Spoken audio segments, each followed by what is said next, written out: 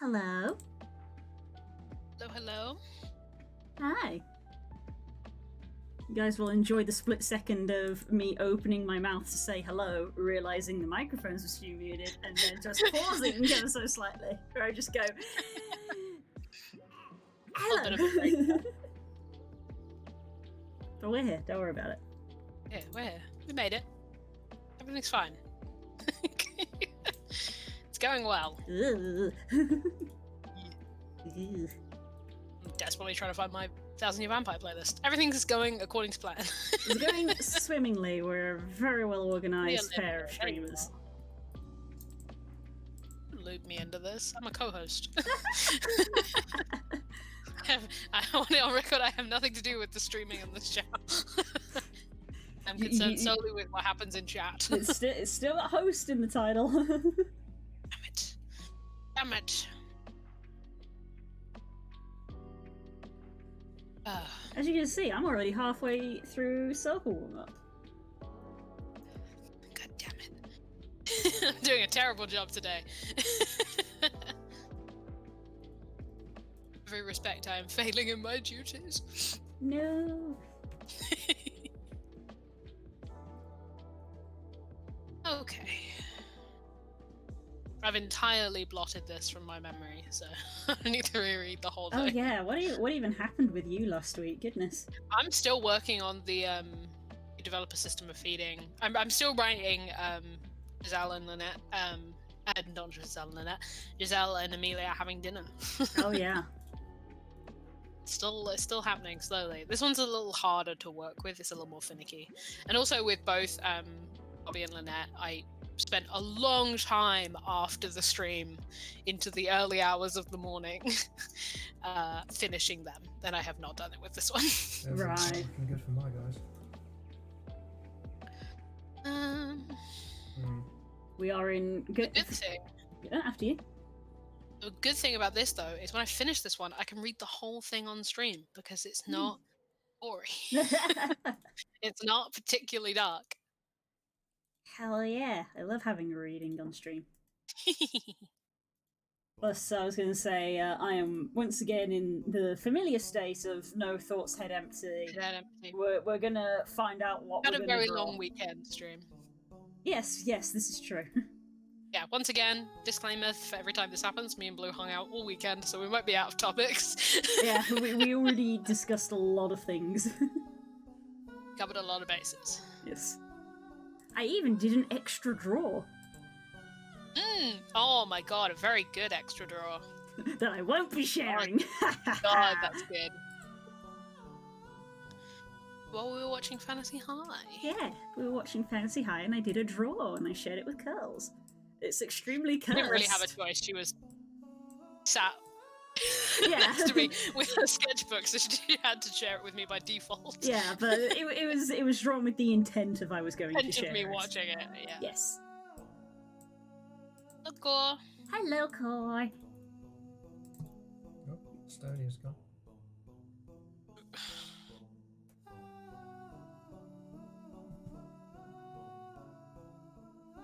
Yeah.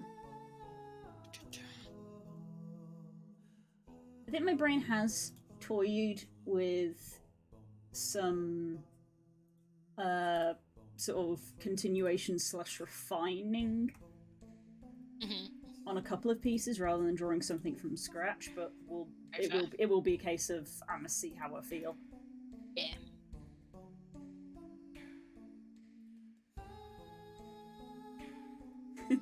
FIFA side arc warm up. We could get it. It could happen. It could happen. If it does happen, though, Core has to buy a lottery ticket immediately.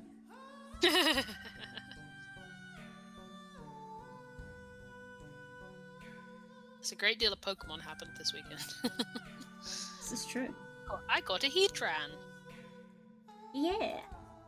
With no small amount of effort. Yeah. And a Shaman. And a Shaman and a Regirock. Very productive.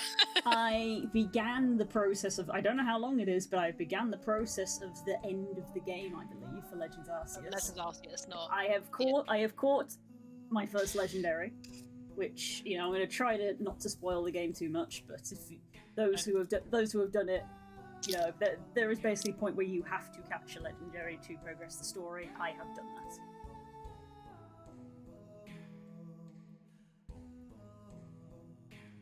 And I've finished crafting.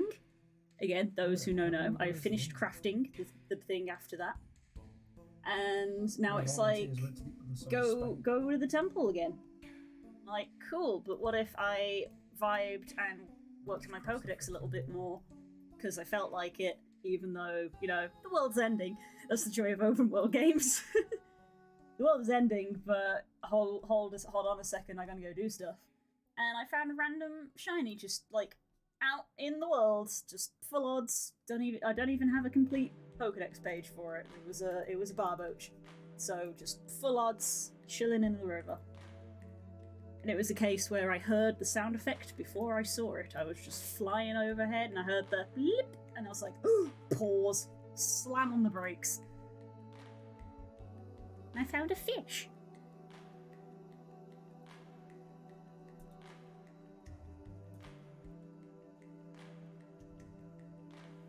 So yeah, Pokemon.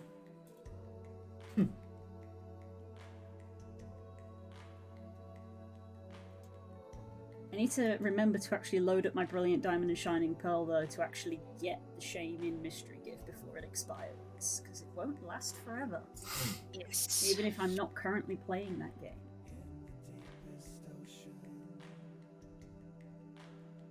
Can't tell if I accidentally just tried to open Photoshop. I hope not. You might suddenly DC if you did. Well, the Discord will be fine. It'll be everything else that breaks. Discord's running on a different machine. Ah, right.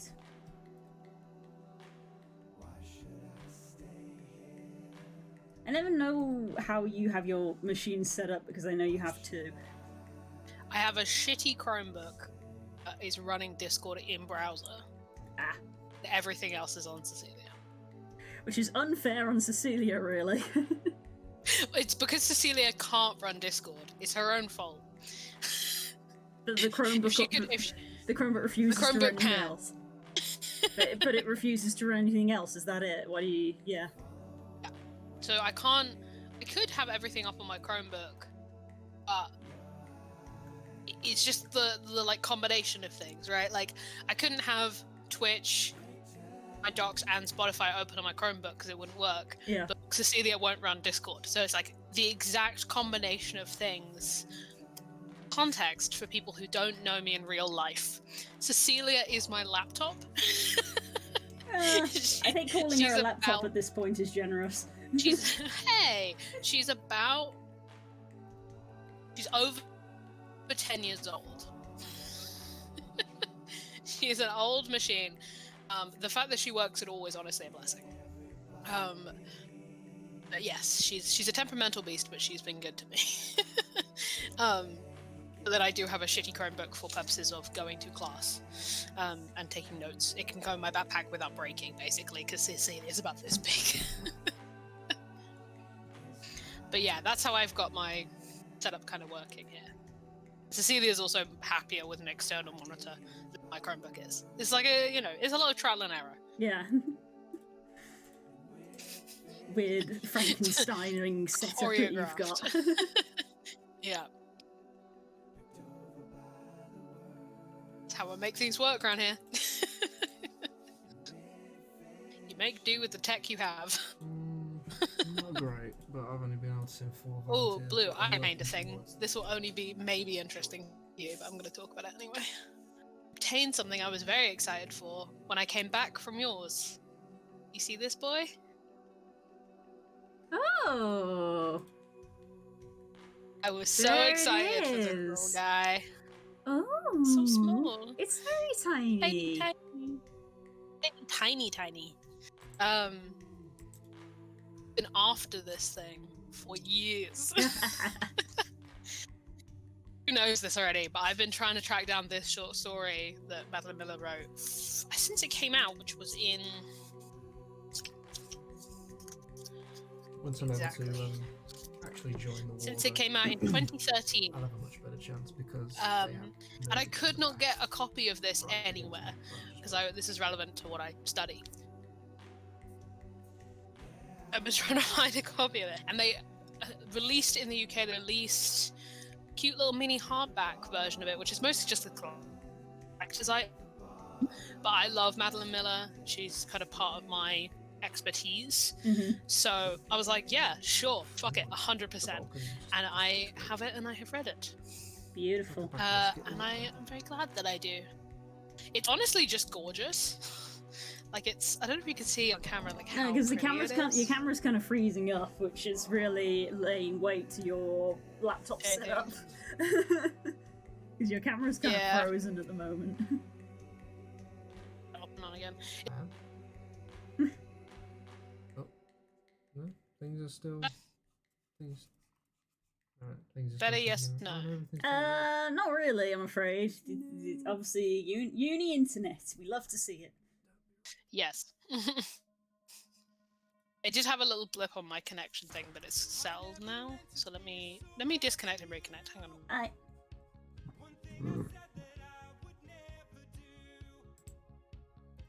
I'm out of manpower. See if that's settled.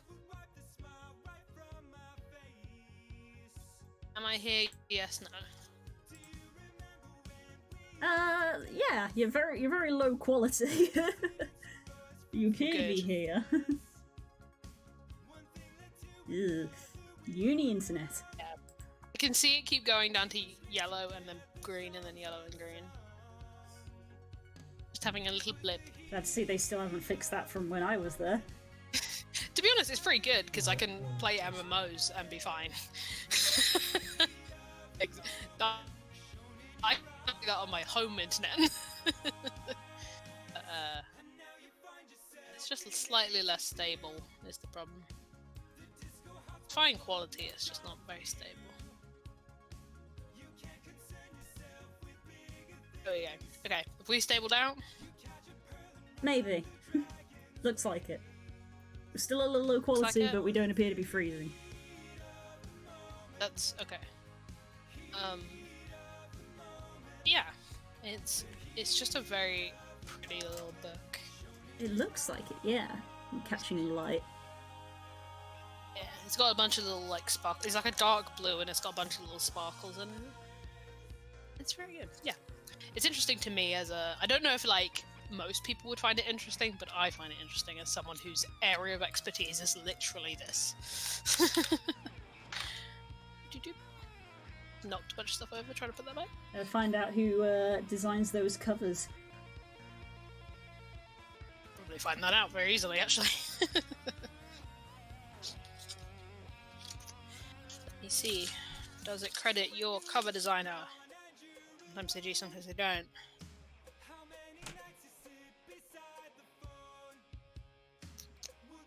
Oh, they don't. Oof. I know the publishing house. It's because it's Bloomsbury. It's like a big. They have an in-house. Right. All in-house. It's not like they externaled it.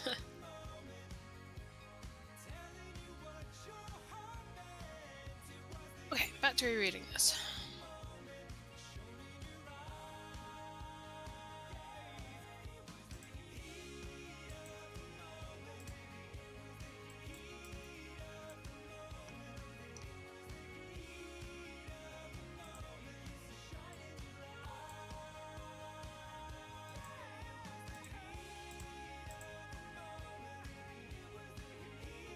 Alright, so the Union syntax.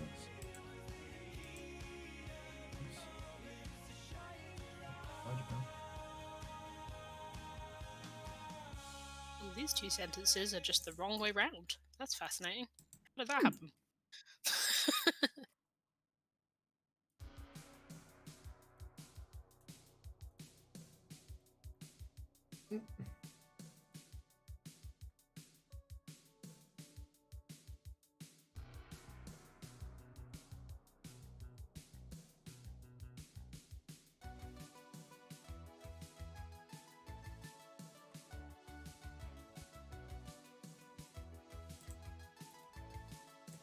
It's random Pokemon time.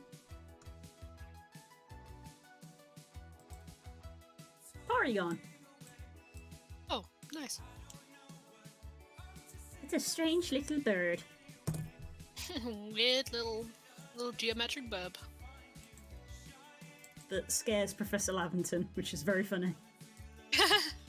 I honestly understand that. Paragon's kind of terrifying. It's So more isn't the noise that it makes terrifying? it's kind of Remember. yeah, very gamey. It's very inorganic. Yes. But you gotta think, like, for Professor Lavington especially, it's like Paragon is not the greatest or the best of times. Professor Lavington is the professor from Legends Arceus because Paragon can appear in that game in a time rift. Right, yeah. Yeah, And also, like, he's from Galar, right? So, Yeah. like, he's from it's Galar. like, it's not like they don't have any technology. It just, Paragon is reminiscent of a type of technology that doesn't yet exist. Mm. It's like meeting an alien.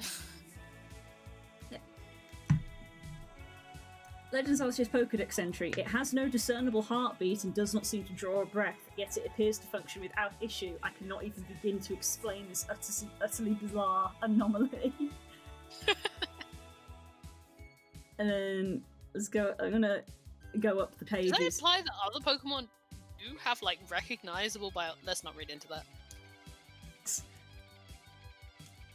I love how it goes through the evolutions. I'm gonna read them all out as well, because Paragon 2 says a bizarre item caused this Pokemon to evolve. While it now exhibits many new gestures and expressions, its biology remains inscrutable. And then Paragon Z, which is evolved via the corrupt disc. This is a curious item induced this evolutions. The Pokemon's offensive capabilities have greatly increased, but the strangeness of its behavior has magnified in equal measure. And then the last sentence on Paragon's page is, "This worries me." Yeah, mate, I think it should. He actually wrote that down in the book of just, "This Pokemon scares me." All future generations should know that this Pokemon scares the shit out of them. I'm scared of this thing. To be fair, all of Paragon Z's things are a little bit like that. Pokemon's just kind of a weird and terrifying thing. Yeah, Alpha Sapphire. Kind of- Programming was modified to enable it to travel through alien dimensions. Seems there might have been an error. It's just Oh, that's horrifying. That's all it says. Like, Paragon, like, do you understand what I mean? Like, Paragon and the Unknown are in kind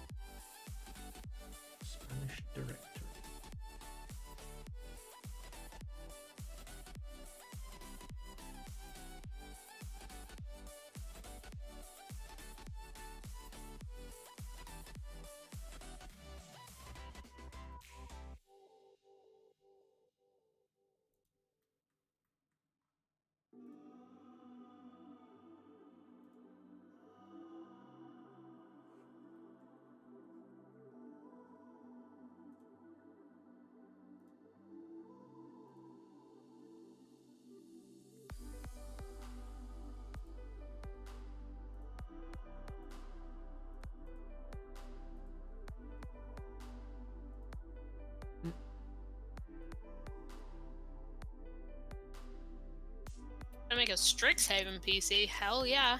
Ooh. This weekend was a lot of D&D book exchanging. I have Wild Beyond the Witchlight literally right behind me. That Kay very kindly gave me for my shenaniganry for a while. Then yeah, I got to look at the Strixhaven book, and that shit's insane. Like being sat in a at a table eating in a public Honestly, place, it just was paging through. It was such the vibe for us to literally be sat in a Weatherspoons with 5 of us all trying to crowd around the same book. One D&D book, being like, "Oh, that's cool, that's cool, that's cool."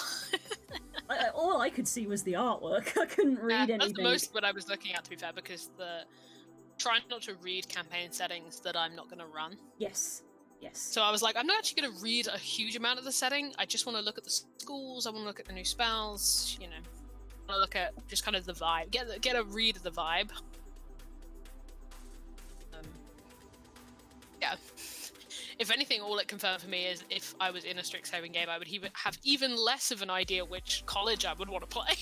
Yeah. Because I think most of them, apart from even the like nerdy math one. Wondrix.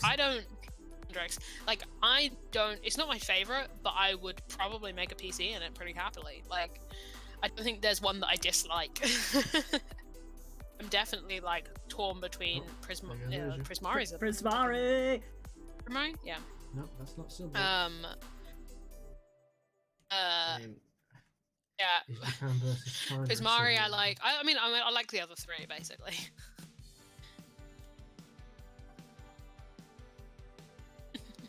Oh, now. It's always a fun thing when people ask you how do you run D&D. It's like, I don't know. I've been doing it for years and I've got no idea. You just sort of do it. Yeah, you just kind of do. It's just a thing that happens to you. Best thing you can do is start. Throw yourself into it and then wait for the landing. You haven't landed. How do you handle it? That's the neat Hang on. thing. Just tattoo out. As best they can.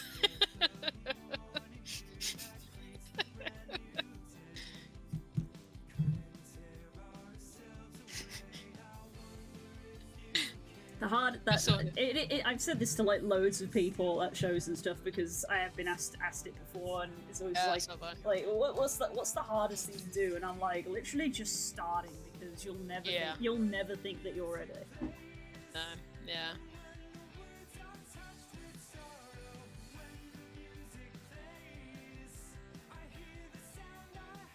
Clip was going around again about Brandon talking about pre-mades. He learned how to, when he was playing like 2nd edition as a kid or whatever, he like memorized this whole module, like this 200-page module. They went off the rails within the first session. Yep. And he was like, that's yeah, that's it. That's how I learned how to DM, is like just having to hold on. No plan survives contact with the players. It's a very fun clip if anyone can find it, about Brennan talking about pre-mades. It's very funny. If anyone listens to Adventuring Academy, I think is the name of the podcast. It's the one with Lou Wilson. Find it. He's talking to Lou, who started DMing after Fancy High. Hey! Brennan's DMing history.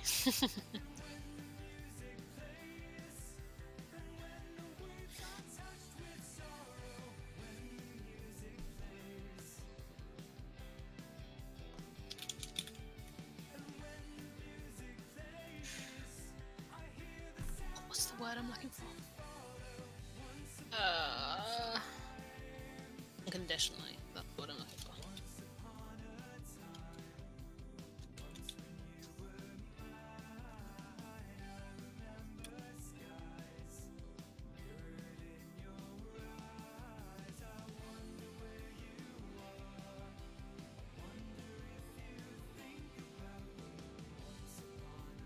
that.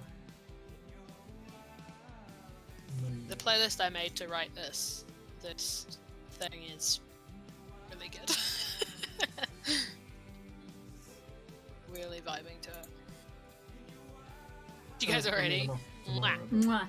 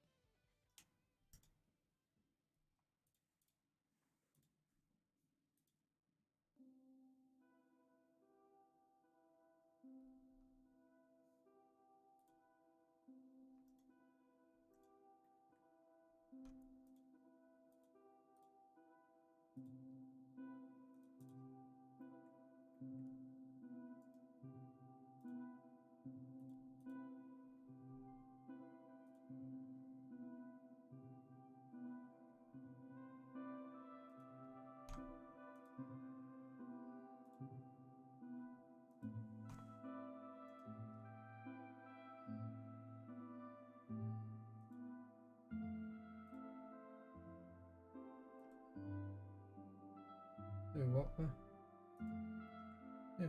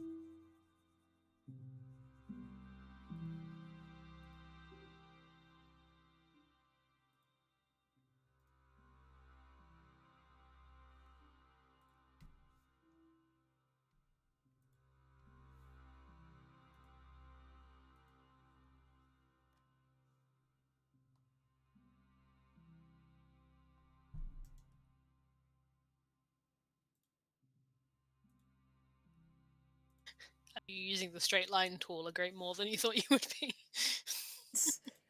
I was at the start of the stream, but pretty much as soon as I rolled Paragon, I was like, ah, straight lines. It's time for the line tool. Straight lines will be happening.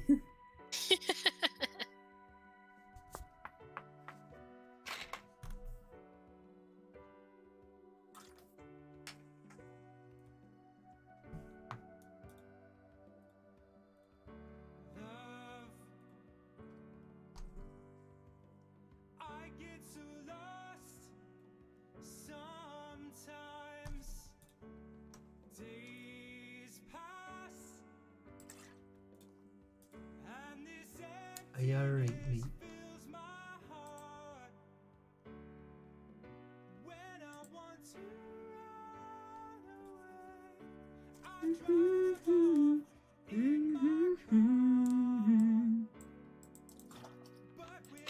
Cheeky blicky.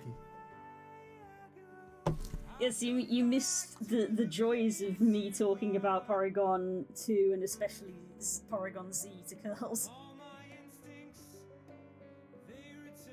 Paragon Z is scary, and Pokemon doesn't address it.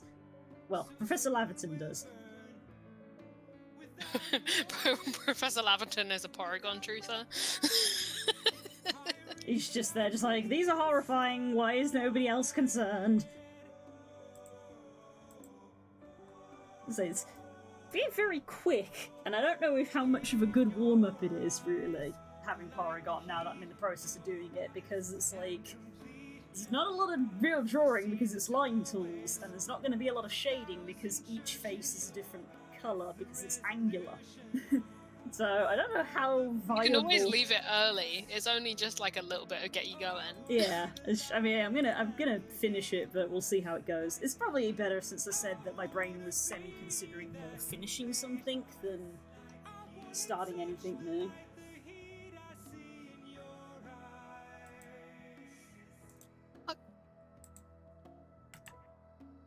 You're right.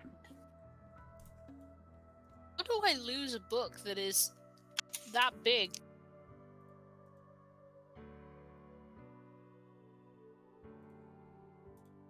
Oh, I didn't. It's just underneath something. Hang on.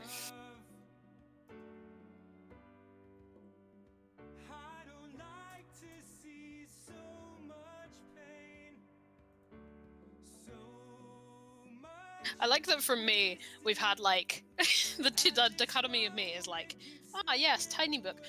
Whoom. Oh dear, yeah.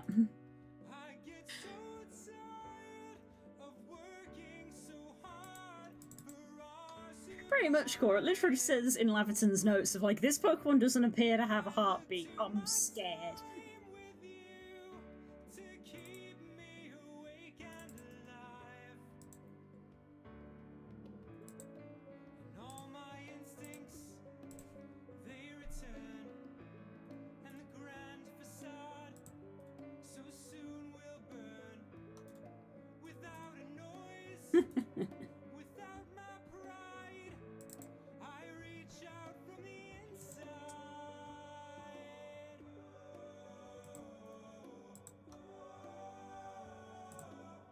Do you have thoughts on this? Now you're quiet?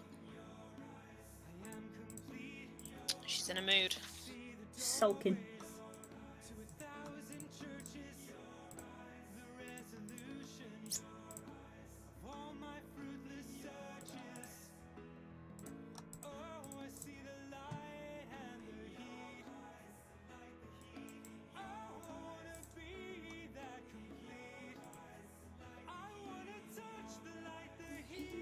See your eyes.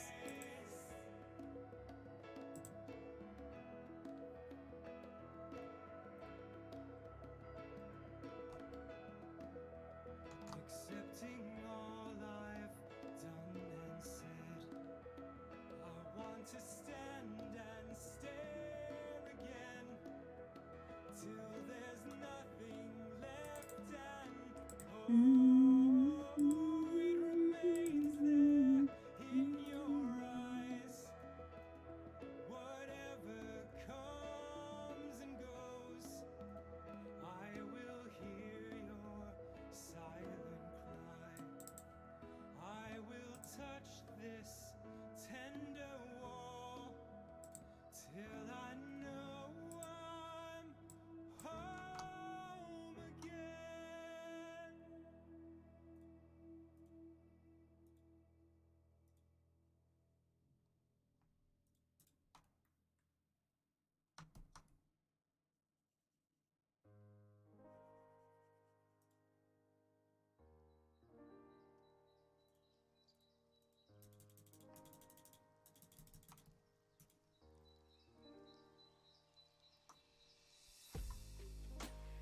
Won't you stay a little while?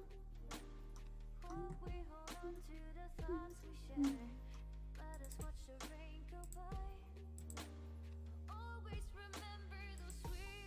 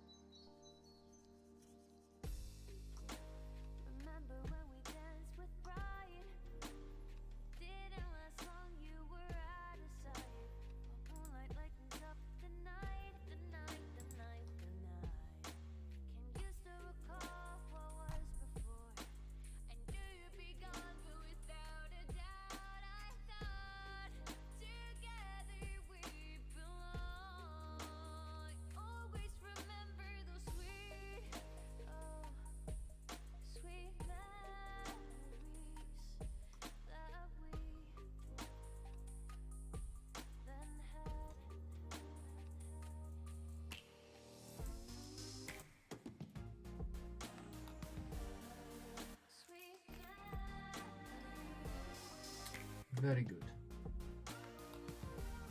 They have not long left to live. I think it's like the aim is to form like a union between the two.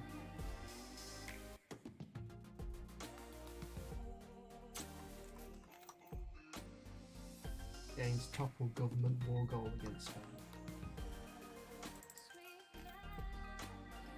Pretty much. Thank you for my land.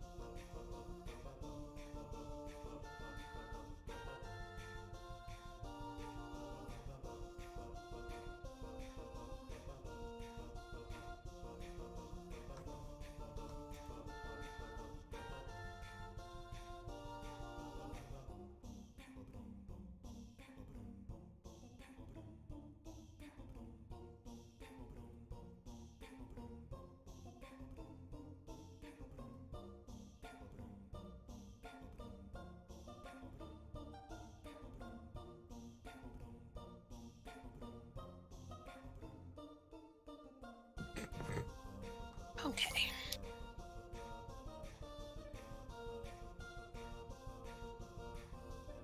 Full health check. A health check? Mm-hmm.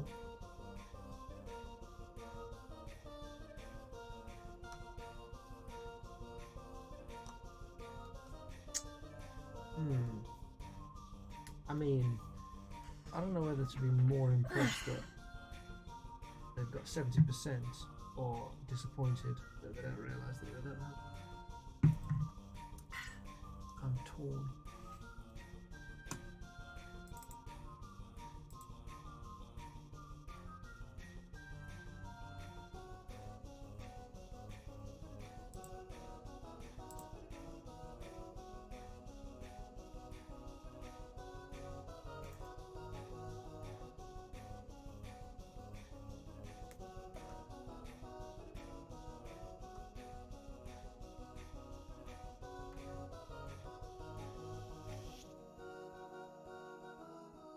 More China for your China, China.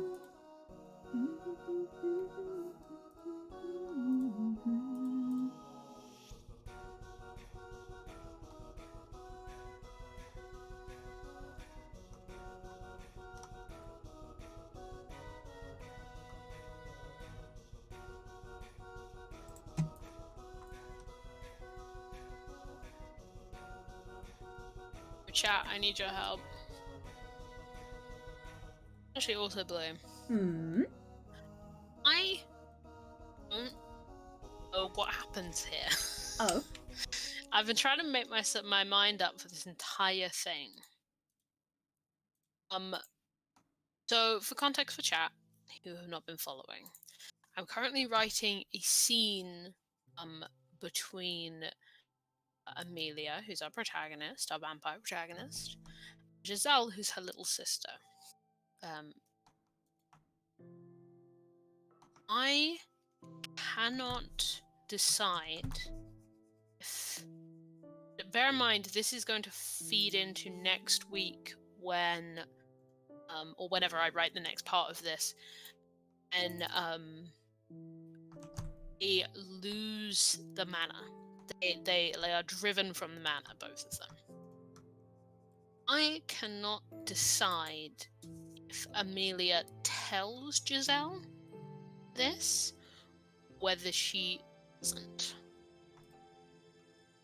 I don't know which way to take it. I think it could go either way where I'm sat. Right. Okay. I can't decide. I want opinions. I don't know. I'm not I really can sure read what to I've done say. so far. Yeah, go for it. People want. Give us a little It's context. going to take me a bit to read the whole thing. It'll take me a little bit to read the whole thing, but why not? Yes. I haven't read this thing the whole way through yet, so we will do it together. With the start, it is a little slow. Here we go. Thing back on. The summer began to fold itself away. It did not happen gradually, as summers usually want to do, but rather all at once. Lynette gone, the seasons were keen to wilt the flowers and do away with the leaves. The heat abated first, which made every ache in me unbearable. I had what roses I could, hanging them above my bed in a wall of dusty pink carcasses, but soon their emaciated petals littered the room and blew around in circles when the wind tore through. The sun set early and never lingered. There was no ember left to burn out in gentle, tender evenings. How have you I guys had not killed picked it up? in a single night. Giselle sunk into her usual misery that always came with the loss of the sunlight. Though she had, in many ways, tired of my malady, I felt compelled to help her however I could. I was ceaselessly miserable, but I coaxed myself into her company. The house resonated with nothing but absence. Mother and father had passed years ago now, but only in the onset of the autumn darkness did I finally feel their loss.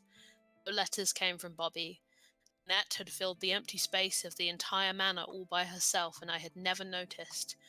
All that was left to me in the entire world was this house and Giselle. We ate our dinners together in the long blue Just a dining French room. guy watching all The table this sat standing like together, an so it's island really just- afloat in the Oh. ocean. Bought for my father's dinner parties, but now it only sat the two of us. We lit as few candles as we could Imagine and what it sat at must feel like opposite to fight. ends, which meant we had to shout to speak. Usually we had 3 of our servants waiting on us, one at each end of the table and another to ferry messages between them. Now there was only one, who scurried from one end of the room to the other. Thick curtains were drawn tightly. 2 pockets of light with so much darkness between us that nothing in the world could bridge it. The only 2 Limmer children, much to our father's chagrin. He had wanted a flock of children to fill the halls of the house and to populate his grand galas. Perhaps he had longed for a son, but he had never mentioned the desire if he had. Birth was tumultuous, I had been told, but Giselle's was near fatal. It was born blue and cold. I still remember the terror of it, even though I was very young at the time. Desperately, I waited up with my father, not truly understanding. We thought we had lost them both then. They both lived. My father swore never to tempt God again. Some things he could not afford to lose, and he could not be without our mother. Her survival was a blessing to him. Giselle was to be my gift. Not that it had worked out that way in time. Sisters are natural and predestined enemies in most respects. We were not exceptions. Though every influence was against her, Giselle grew up into a perfectly respectable young woman. She took her tea the proper ways and at the proper times. She did not welcome the company of gentlemen without Lynette or father present. She spoke softly, well, and in all ways humbled herself the appropriate amount to be palatable to our parents' society of friends. Her hair grew golden and made perfect ringlets around her face. Giselle blushed when she should, smiled demurely, and altogether acted every inch of the lady I could not stand to be around for more than a few moments at a time. I only surpassed her in age, which was ultimately the only metric that mattered. Is the soup not to your liking, Amelia? I dropped my spoon into the bowl, but managed to play it off as a small fit of pique rather than surprise. The clatter echoed endlessly, the spoon sinking slowly into the murky reddish liquid. I said nothing. It is a little too heavy on the wine for my liking, but it cannot be helped, Giselle continued, like she was talking to a guest in her house. We are short-staffed these days. Such are the times. Wine is the tolerable part, I retorted, pushing the bowl away from me. Petulance was not a difficult act. It all tasted like ashes to me, but at least the alcohol burned. It made me miss Bobby. Ache settled so resolutely in my stomach that it filled it. It became slightly less real in comparison to the scarlet veneer of memories that coloured my sight. I picked up the spoon and ate more, tamed by the idea the liquid was actually red. First course was taken away in silence. Only the clinking of china interrupted us. But the room was freezing, and Giselle was drinking wine, which perhaps should have been my first clue. She was wearing a dark blue gown that had been our mother's. The white shawl around her shoulders had a small dark smudge on it from the soup, but she hadn't noticed it yet. It was all done up as if to entertain, but there was no one here but me. The face was very severe, but it often was. I couldn't imagine what she did to amuse herself, as opposed to poetry and spirits as she was. Giselle never came with me to London, or indeed anywhere. She never left the grounds. Sometimes I felt she were one with the house itself, that the two were acquaintances that knew one another well. 2 plates were placed out, and a full stuffed goose was placed in front of Giselle for her to carve. I spooned some peas and potatoes from the garden onto my plate and watched as the knife rocked back and forth. The skin broke. It gave the most satisfying crack before the meat began to give. Each slice of the meat peeled away, the drier sections breaking up and scattering across the platter. I wanted to tell her then how much we had in common in technique. I picked up my glass of wine and finished it, only to be alarmed by how quickly it was refilled. A platter of meat was handed to me, and I only resisted tearing into the carcass with my mouth by tensing every muscle in my body. Through gritted teeth, I took more than I can eat. Thank you, Daisy. I will call after we've finished, Giselle said, waving her hand dismissively. As she was wiping her hands free of grease, the servant took her leave, placing the bottle of wine on the table. The wind rattled the panes of the wide glass windows. Giselle ate in small bites as though we were involved in an intense conversation that could not be disturbed. I mimicked her like a child. I had forgotten how to be personable. Amelia, I'm going to ask you a question, and I'm going to ask it gently, she said, her tone measured. I am well aware that you are lady of this house, and that I am not. Its affairs are your affairs. As such, it is impolite for me to pry.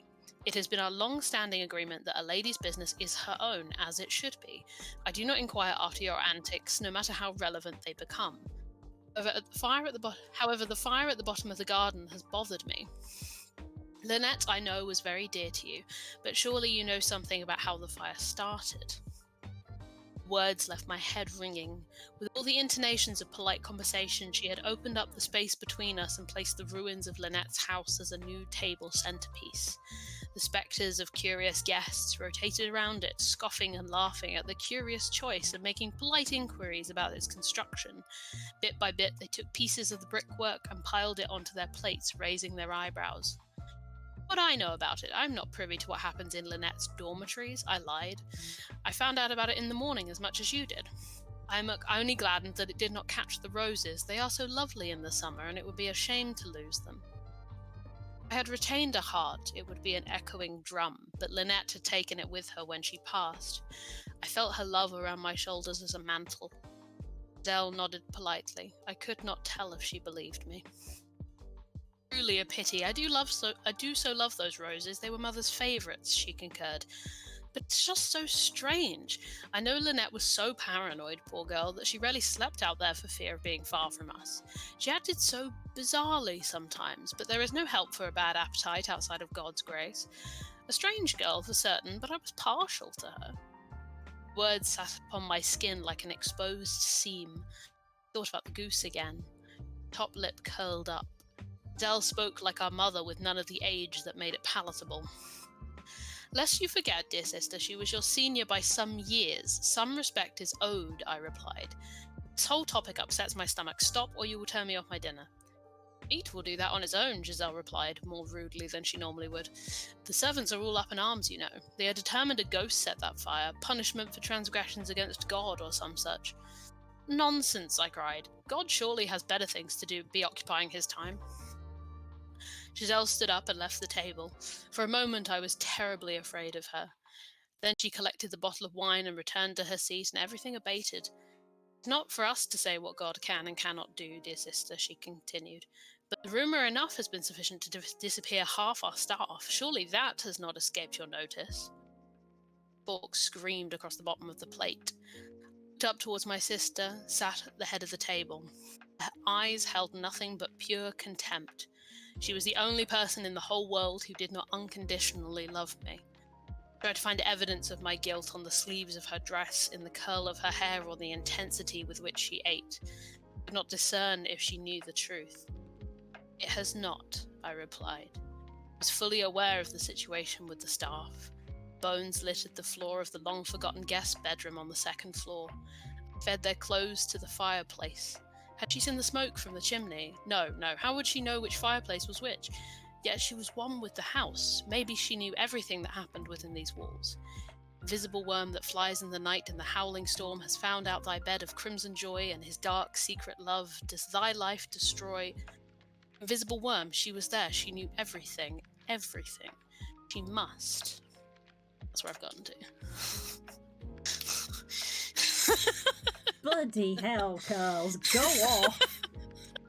Oh, it's just something. It's all written like this. It's just something I threw together casually. Just calms out some of the best writing I've heard in years. I've written it over, 3 weeks? Yeah. I don't know where to go now. Did find something wrong with it when I was reading it. Here. But does she know or doesn't she? I can't make up my damn mind. I feel like in a way she knows, is the vibe I'm getting. I'm getting the vibe that she knows. But then does like... Are they? Is the Wait. This is like what I do. I feel like I should... me by proxy.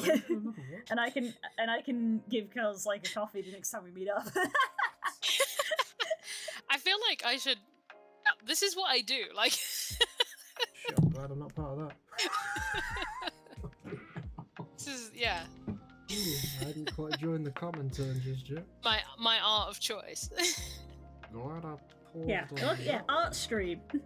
It's not just one of us making shit. It's not just the one.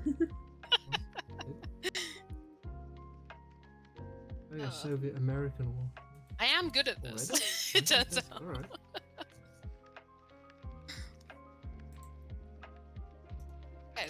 Okay, I feel like Giselle knows, but I don't know whether I try and get through the rest of this conversation, like from Amelia's perspective. I don't know whether to try and get through the rest of this conversation just trying to play it off, even though,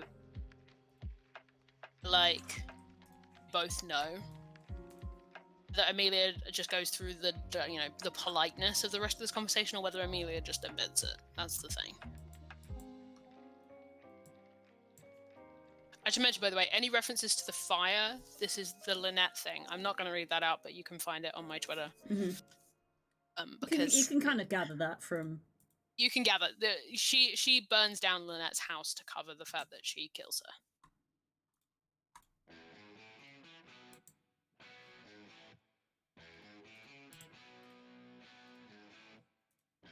I do think Giselle knows. It's just whether or not how this conversation goes from here.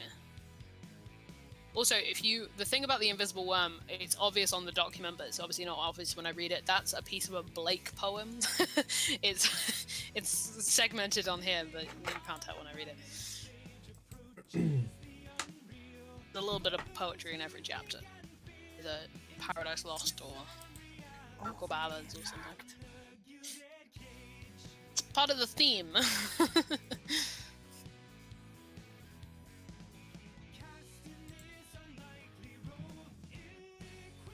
Yeah, I got halfway through reading that. I was like, wow, I wrote more than I thought, but I've committed now.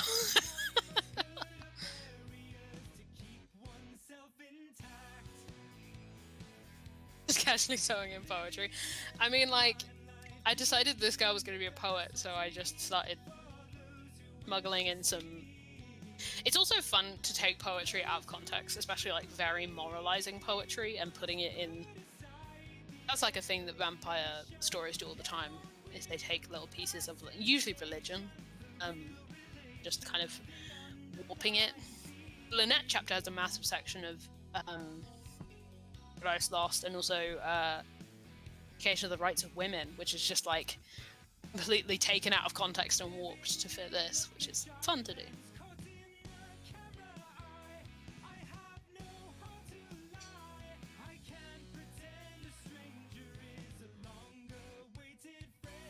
Spain.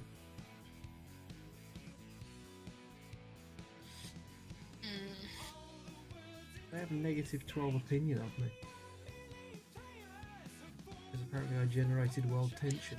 That was helping. I'll say you this with is the tension. most unhinged the narration's got, which is fun. More visions of things in my vampire story. Go back a chapter to the whole nightmare sequence. That's fun.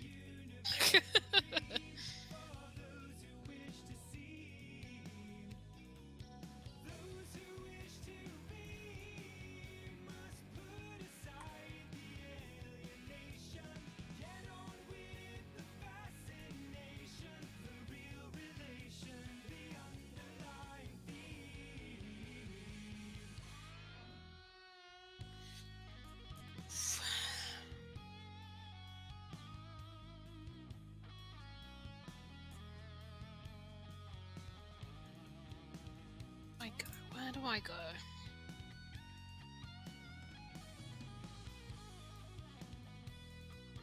Because in my head I'm like, well, if Amelia admits to it and Giselle agrees to kind of keep the secret, makes sense that Giselle would run away with her next chapter. Yeah, it does. Just changing my idea of... It's just changing my opinion on Giselle, I think, which is not bad. Elle's a fun character.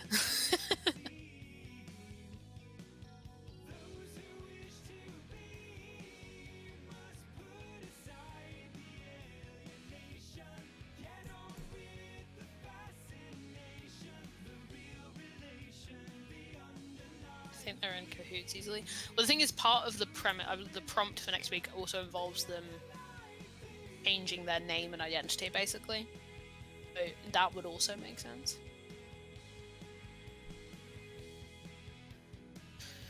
I just gotta work out how Giselle reacts to this information. I think she's gonna have to be very chill with it, which is gonna be fun. Because but then if she already knows, that she's already decided to be okay with it. Yeah.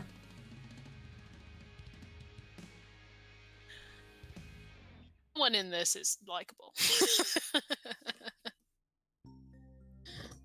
We had one semi-likable person and they died in the first part.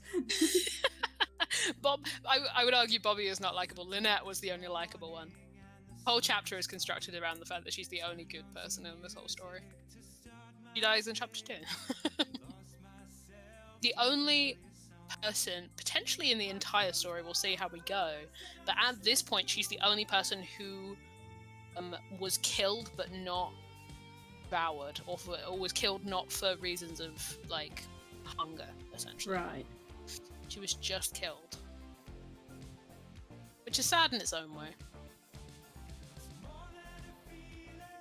Really love that chapter. I don't know if I've mentioned it enough times for people to realize how much I love it, but I really do. I can read almost any of it out because it's all too dark and sad.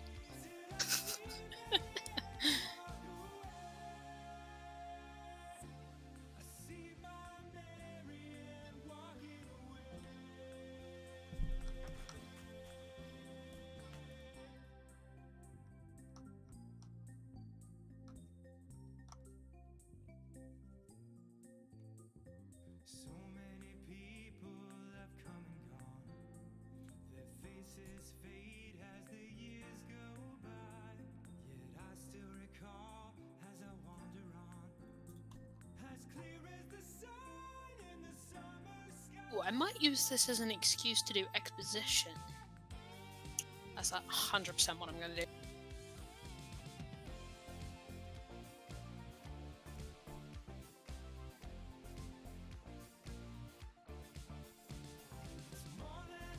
Oh, I can also do a callback. Oh, okay, I know what I'm doing. Be right back.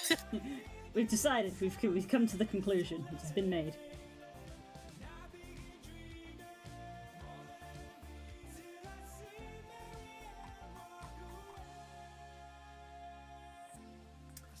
Now you see, I have a war goal that I can go to war with Spain. I don't know if that's such a good idea.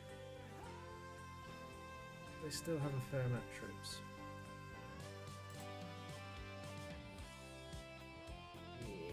Yeah, don't know if I want to do it.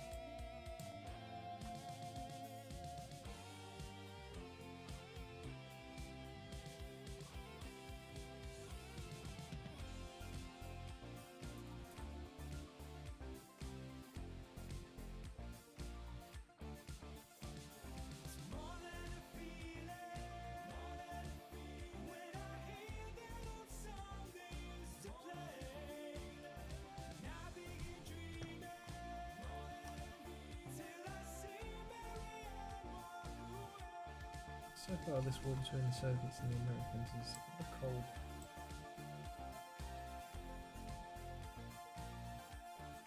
Yep.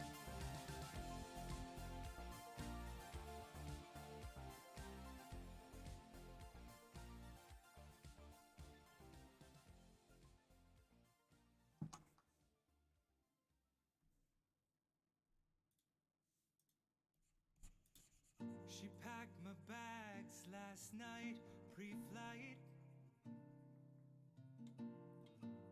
0 hour, 9 a.m. And I'm gonna be high as a kite by then.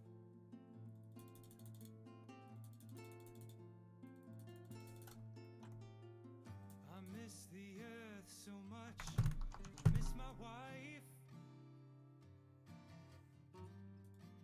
It's lonely out in space on such a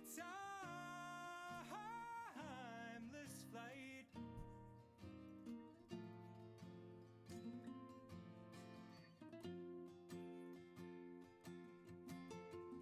And I think it's gonna be a long, long time till touchdown brings me round again to find I'm not the man they think I am at home. Oh no, no, no, I'm a rocket man. Rocket man, burning out his fuse up here alone.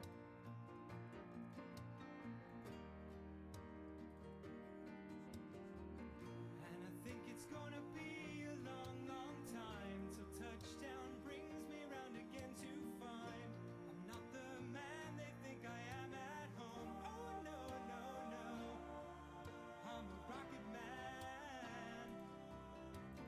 Rocket man, burning out his fuse up here alone.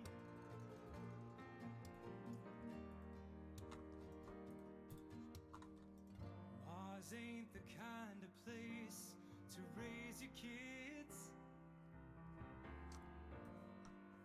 In fact, it's cold as hell.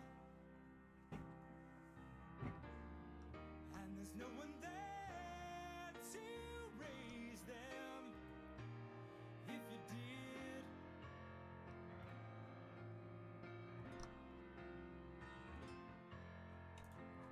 and all the science I don't understand. It's just my job 5 days a week. A rocket man.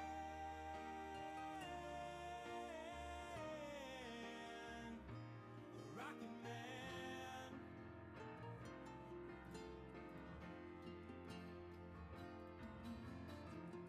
And I think it's gonna be a long, long time till touchdown brings me round again to find I'm not the man they think I am at home. Oh no, no, no, I'm a rocket man.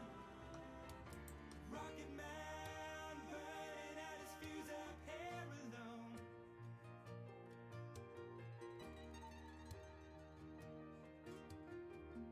And I think it's gonna be a long, long time till touchdown brings me round again to find I'm not the man they think I am at home. Oh no, no, no, I'm a rocket man. Rocket man, burning out his fuse up here alone. And I think it's gonna be a long, long time. And I think it's gonna be a long, long time. And I think it's gonna be a long, long time.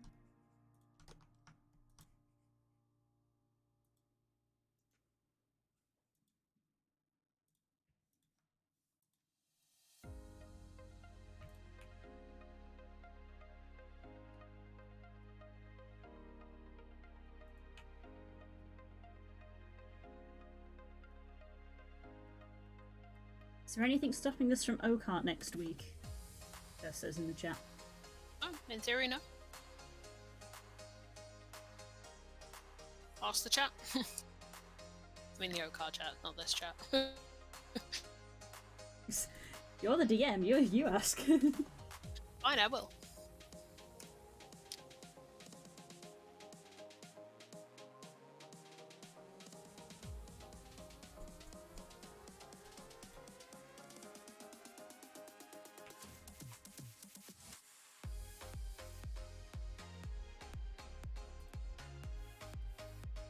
At here or at everyone for just people in this channel? Is that here for the channel? Yeah.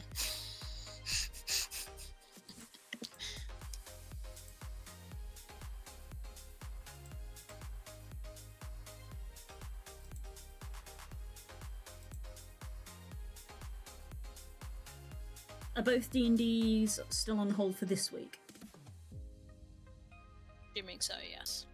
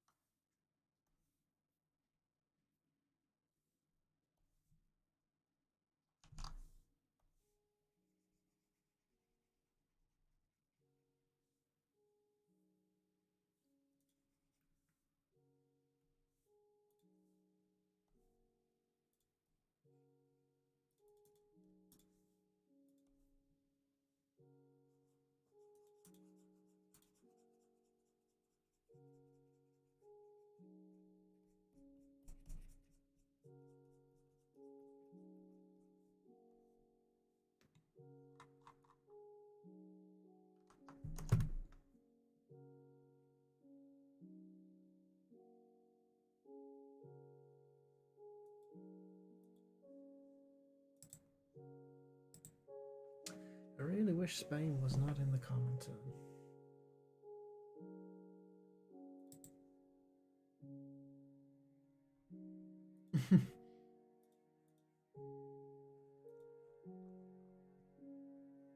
As communist Portugal.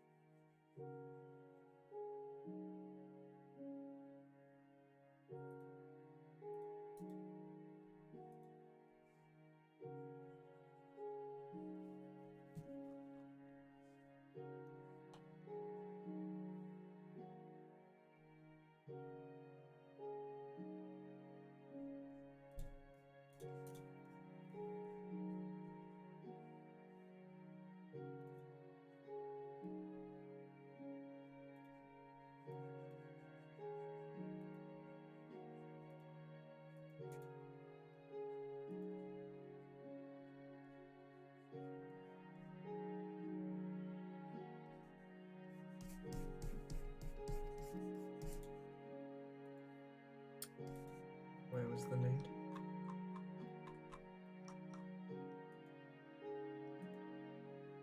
Are you alright, Russia?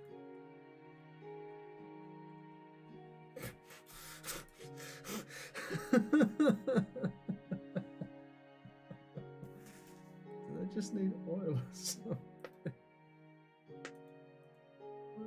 What's the beef?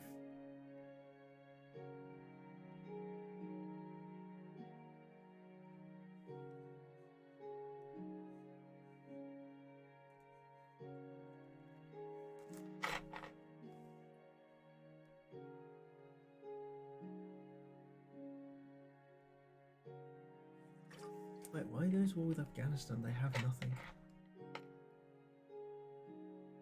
They don't.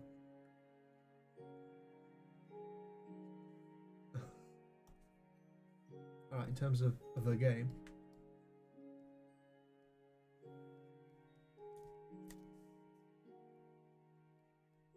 So they're going to declare on Turkey next.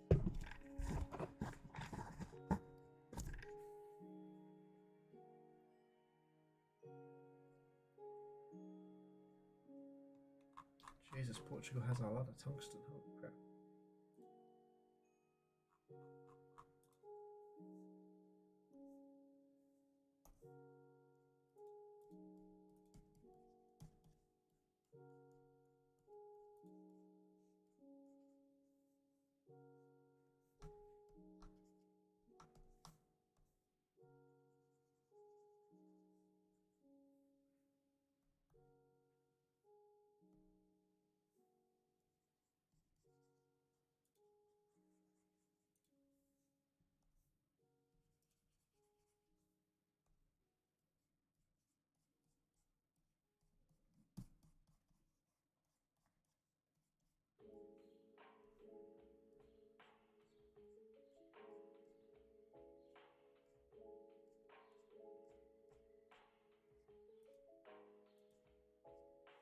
I like how Russia's versus America, and yet world tension still not quite there.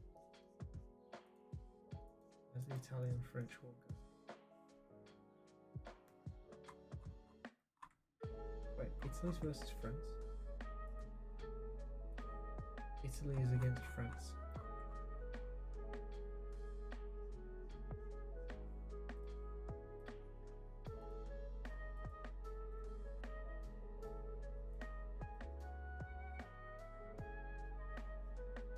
So they've not really made much progress on that.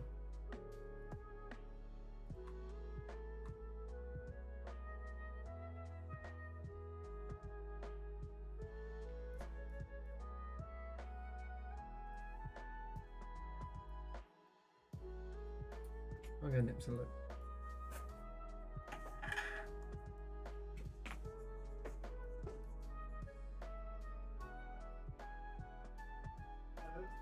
Hmm? Sorry? Yes.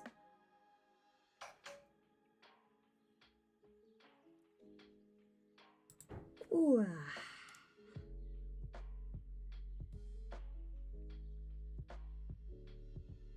think I'm about to finish this. Oh, that happened very rapidly.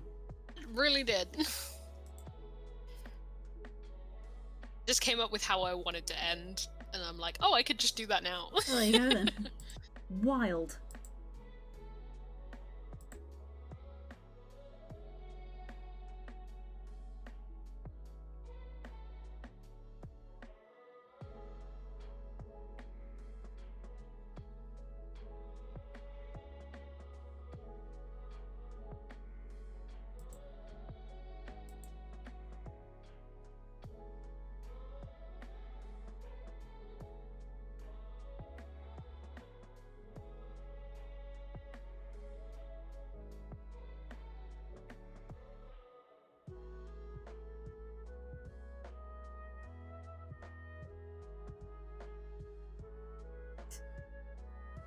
Let's see, D&D's Twitter has been somewhat universal, which was exactly what I said in the group chat, so everyone's just like, 5e Dragonlance then.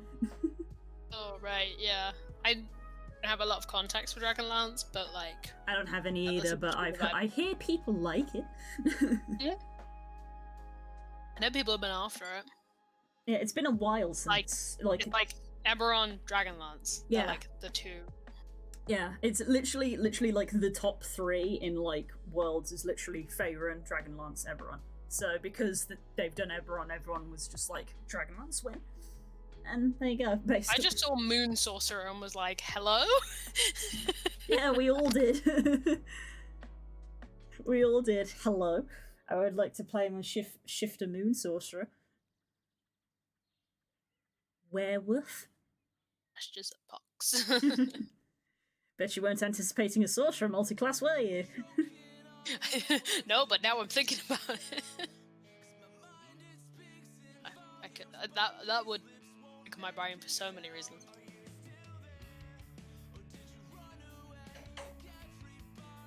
That'd be sick though. As you know, because I talked about it a lot over the weekend, even though I've not really dabbled with the other spellcasters that much, I freaking love Sorcerer a lot. I love Sorcerer a lot. Please give more of yourselves to the moon. Look, I'm doing it. I've played a druid, but I didn't play a druid that has the spellcaster, so I can't vouch for that. I have not had a chance to fully play a wizard. I have played a warlock, and while it is fun, it is not the greatest at lower levels, whereas sorcerer was just fun the entire time. I've played 2 wizards, 1 warlock, 1 half warlock. Yeah, but then I can join the commentary. Haven't played a just like, sorcerer, but I enjoy them. I've not played a druid. Yeah, I would love to play a sorcerer. I was talking to you this weekend about it. Yes. You know, I've got Pyre. Look what I Literally have. sat here Look like, what we have. be ready. So even though I literally have like wizard characters lined up after our conversations on the weekend, again I didn't get a chance to read the book, I only saw the artwork, but I was like, Prismari are sorcerers? Well, Fro keeps saying I'd be Prismari, so I guess Prismari sorcerers, that's something that would happen. It's happening.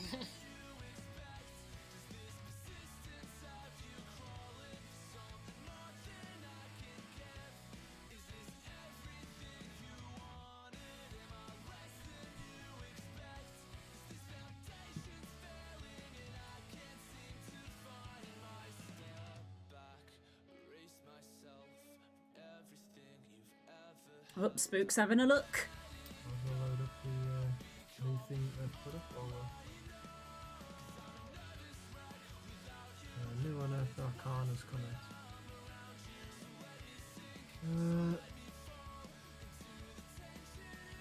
Mind me chat while I trim my nails because they were bugging me.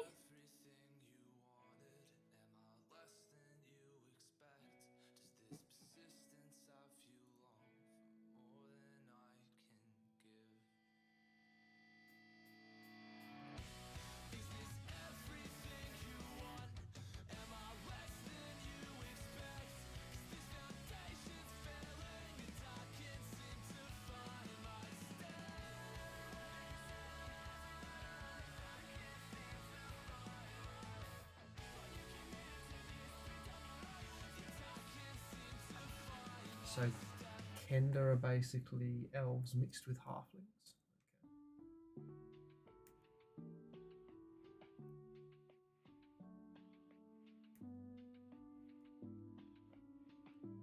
Or are they elves mixed with gnomes?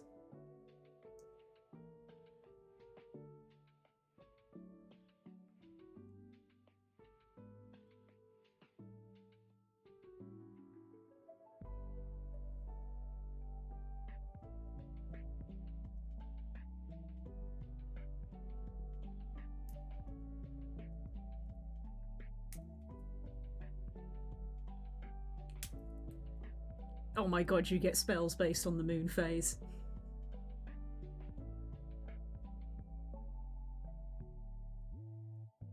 Let me do this. Don't make me change my whole plan. Whenever you finish a long rest, you can choose what lunar phase manifests its power through your magic. Oh, you get to pick. Never mind. That seems a bit silly. I suppose it'd be too much pressure to put on a DM. True, You've yeah. not read it yet? No. That's I literally true, came yeah. from a class to here. Yeah, Spit makes a fair point of, I suppose it's unfair to make every single DM in the world suddenly have to track the moon phase, so that's why it's... But also it works the same way as Dar's Druid. Yeah, The same. they pick. Yeah.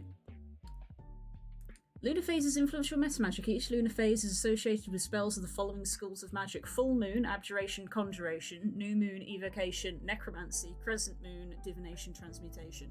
Whenever you use meta magic on a spell from the lunar spells table or from a spell of a school associated with the lunar phase you are in, you can reduce the sorcery points spent by 1. That sounds really, really powerful. This is playtest material. I think that might need testing. You can have a sorcerer that basically doesn't use its spell slots, its sorcery points to do sorcery point shit. That's pretty strong. That's the whole reason sorcery points exist.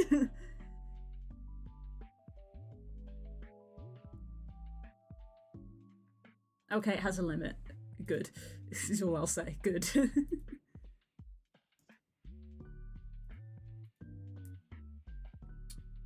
a bit of a loss now. I don't know who to go against.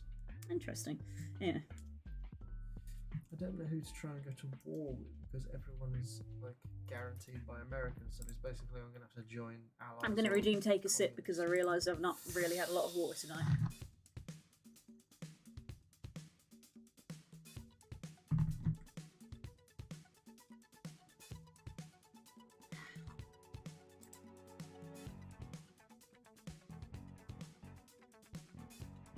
Yeah, there's not even the common term. It's the Soviet compact. I'm sure you're both very excited, but I think Curls probably, of all people, will know this from Kay of maybe don't leap headfirst in on playtest material. Yes. As much- Just not from Kate, also from you. As much as it sounds like, oh my god, this is perfect, it's more of a, maybe just give it like a couple Also, give it like a not couple building of months. Pox to be a primary spellcaster. Yeah. It's a sorcerer, so it's like, hey, charisma. Oh, I'm not worried about that. Sure. I have more charisma than I do int. Blood hunters. Way more charisma than int. Blood hunters use intelligence. Why? Why? Forget we're testing on you, aren't we? To see if Con's good. We're going to, Ability and yes. whatnot. Noticed it, yeah, so. Probably stick, we'll see. I mean, it hasn't come up yet because we haven't had combat since the change.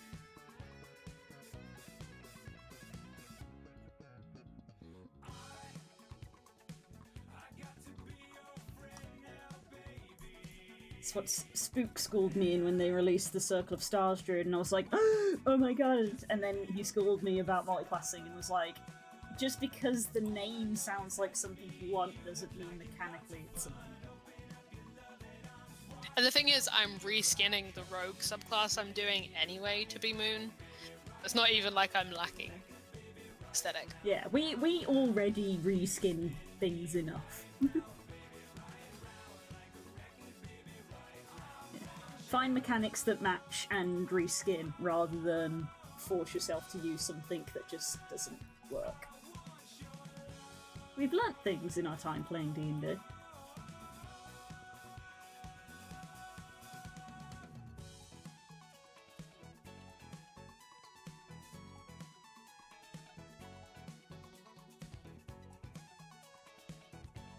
That being said, I'm sure we will all want to play one. Oh, I'm sure.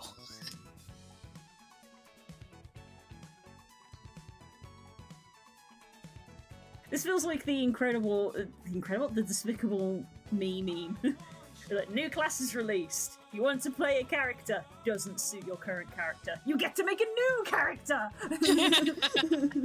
That's so real. That's how it goes.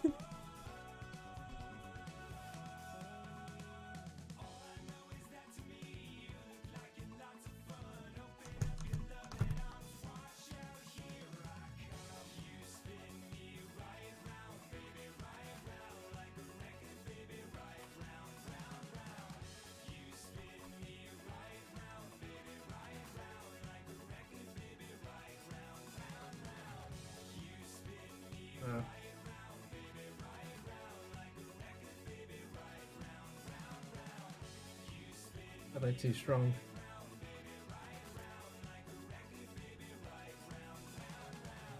You spin me right round, baby, right round like a record, baby, right round, round, round. You spin me right round, right round like a record, baby, right round, round, round. Wanting to play Moon Sorcerer Prismari. Come on, I think we all just want to be Prismari. Prismari campaign, let's go. Oh, Prismari! I do like my Ink Boys. I do like my Ink. Also like Witherbloom. I like all of them. But I do like Prismari. Look. Prismari Bard. kind of want to play. I'm not saying I already have an OC that works with Prismari, but I'm not saying that Wild wouldn't make sense in Prismari.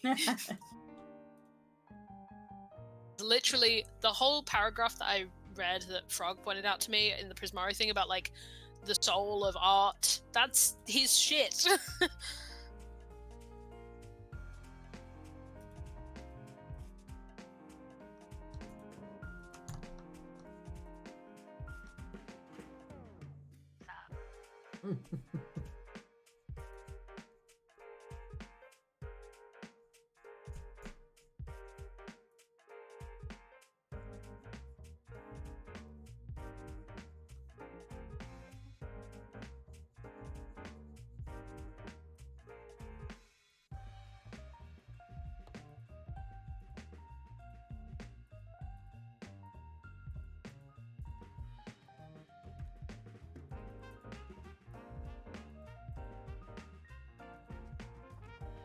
I think I just finished this, you know. Yo, for real? Hmm. Wild.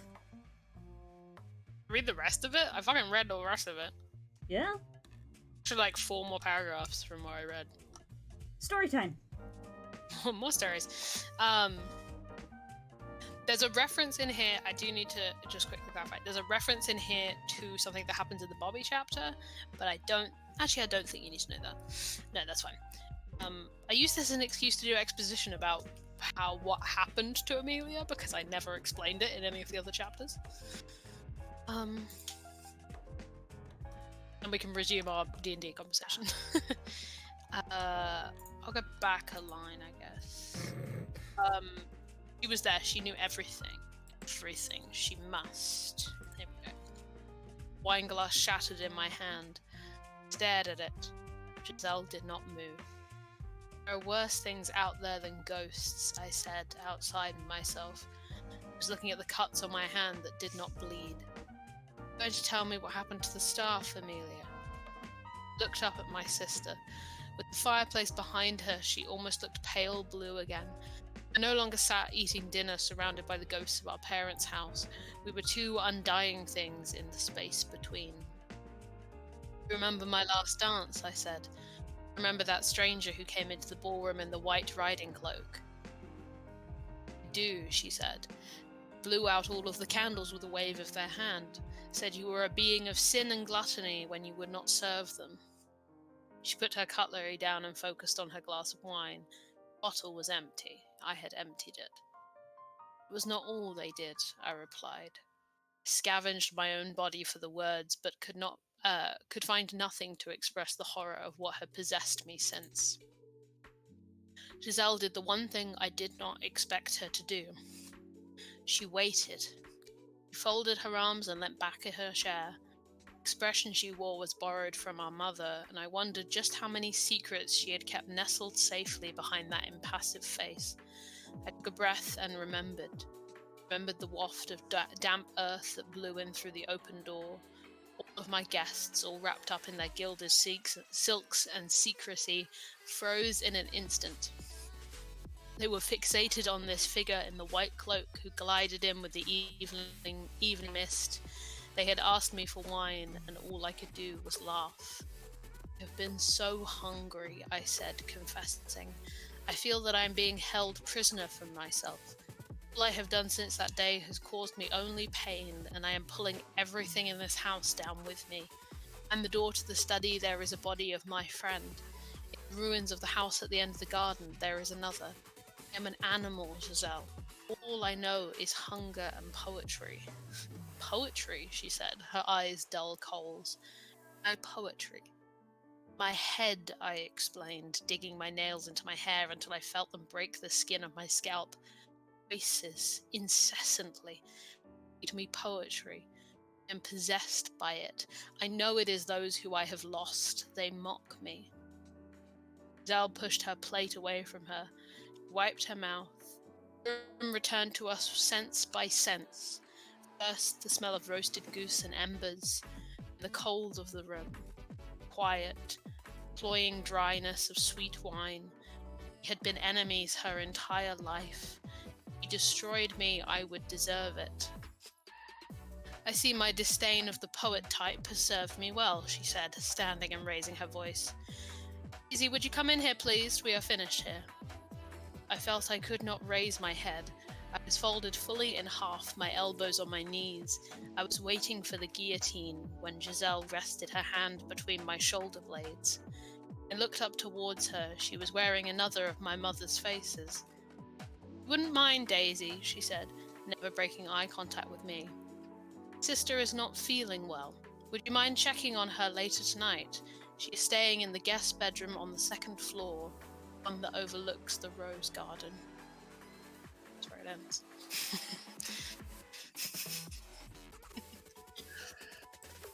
That was good. So I did kill someone this chapter, just indirectly.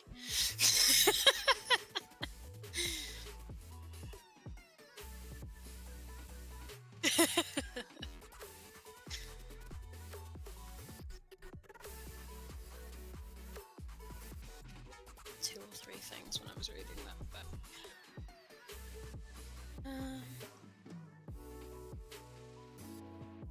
We got an incoming health check. Health check.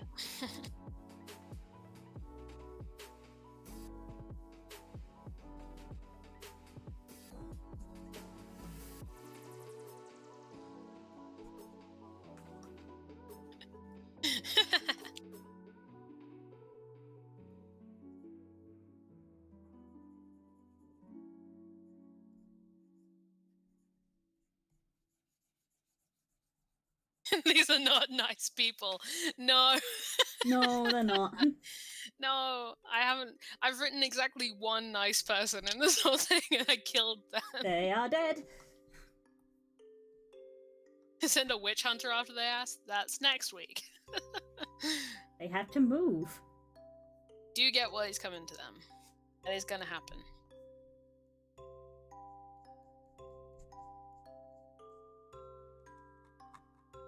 Annoyed now because I found another thing that was mistyped when I read it back. Now I can't find it again. Out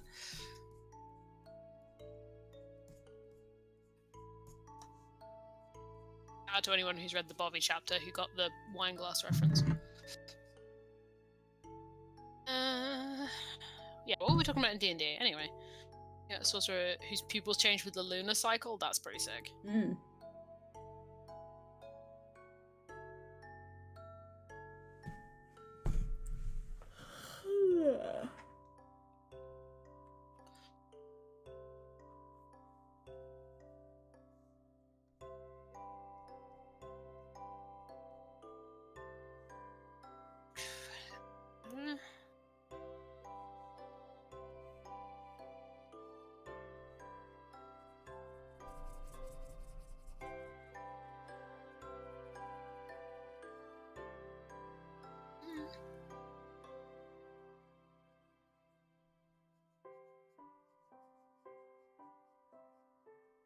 There it is. Bastard, got you.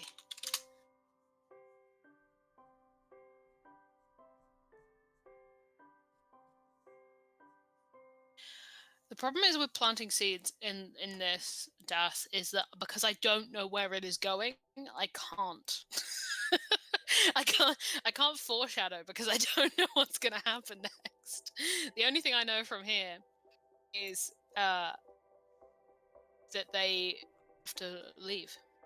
Yes, 'cause that's already been rolled. If people reappear as... Because there are plenty of prompts in this that it's like, someone you killed comes back as a vampire. I have done set up for who that would be by accident already. My one I've got to write next is you are exposed and flee to a neighbouring region. So I've got to choose where they go. Lose any stationary resources, check a skill, a mortal flees with you, what new name do you adopt, etc. Thanks for dinner, love. Oh yeah, did I get myself a... Yes, I did get myself a skill based on For that, you this. can go and make the tea. I'm going to bed. Well, you can make me one then.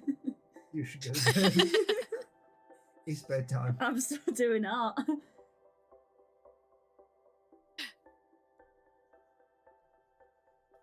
Okay, time to form this.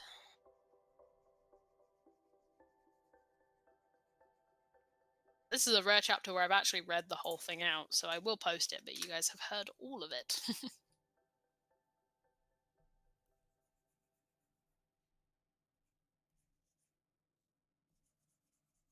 Ended up the same length as all the fucking others. How did that even happen? Wild. Yeah, Lynette's might be longer, actually.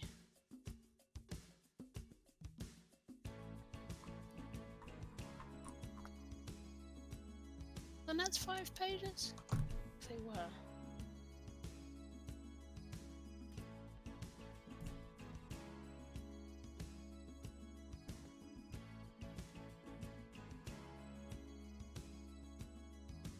I hear the drums echoing tonight, but she hears only whispers of some quiet conversation. This was. Oh no, wait, it was longer. It's still loading. I was like, this is 5 chapters. No, it's still loading. 5 chapters, 5 pages. Reflect the stars that guide me towards salvation. Yeah, that's an interesting idea, Des. I stopped an old man along the way, This one was 6. Okay. forgotten words, arranging melodies. He turned to me Oh, I shouldn't have opened that one. The end of it makes me sad. Well,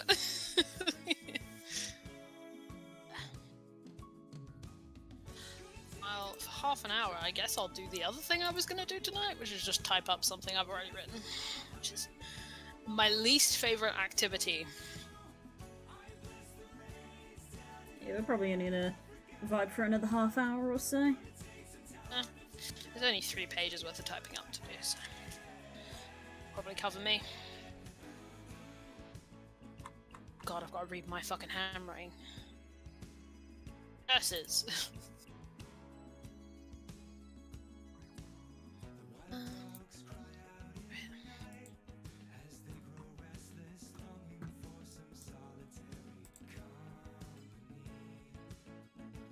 I need to check something. Ba-ba.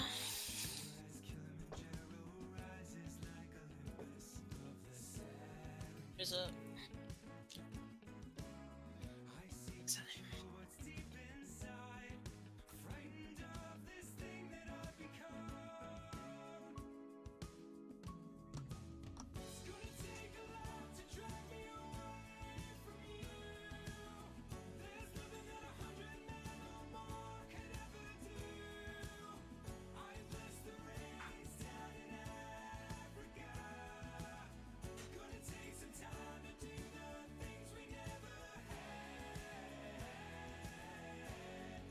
Any OCART prep? Always. OCART prep is always needed. This is tangentially OCART related. Very tangentially. It's set in the same universe. Need to go back. Kels is cheating and using D&D for her coursework again. Told me to write a fantasy short story. I'm like, okay. Have a fantasy universe. Here's a universe I prepared earlier.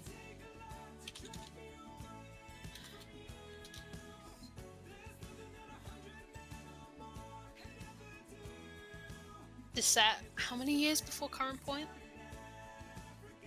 It's probably set about 80 years before current point. When the start of OCART for my players.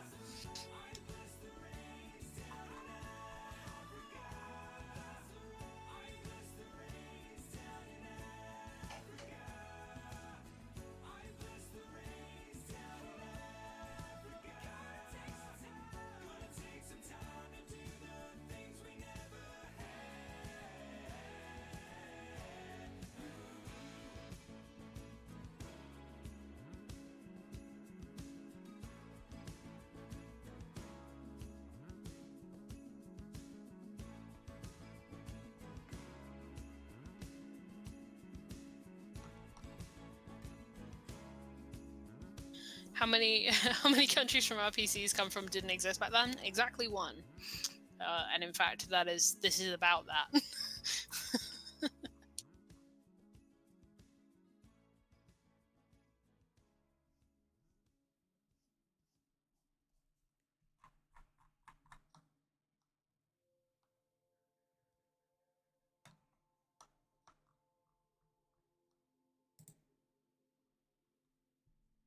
It'd be New Nesserin, surely. Blue's got it the right way around. Underthumb is about 100 and something years Yeah, old. I'm pretty sure New Nesserin is the newer. Nesrin is much newer. By a decent amount, right? Yes, good memory. I don't remember the figure because my brain never remembers figures. It's technically in terms of like independence, Al is first generation New Nesrin.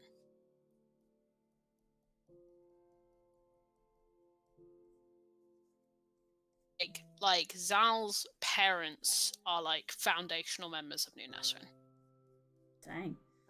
In fact, Oh, really? Hmm?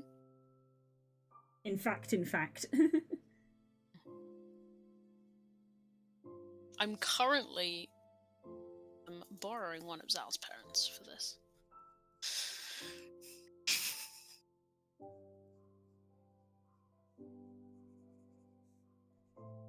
Like Thane's great grandparents for Onderthumb? Yeah.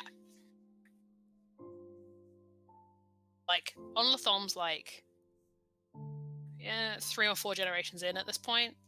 Nasrin's still kind of first gen. But then it's a little vaguer because obviously New Nasrin's people who live in New Nasrin live longer.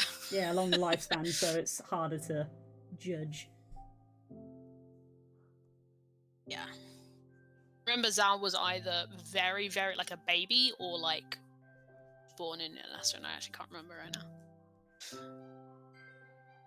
Like, okay, so important distinction though. New Nasrin as a place, like Nesrin as a place, is older.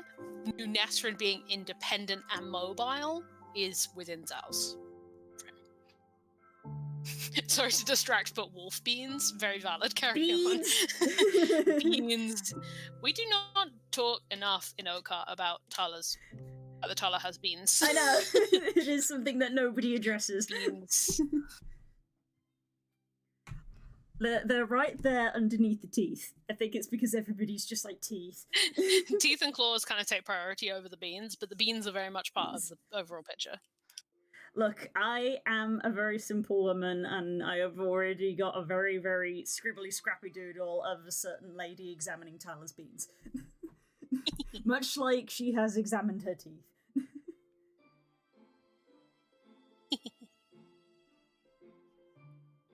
People like to examine Tala, and she has mixed feelings about it. Very much depends on the examiner. Yes.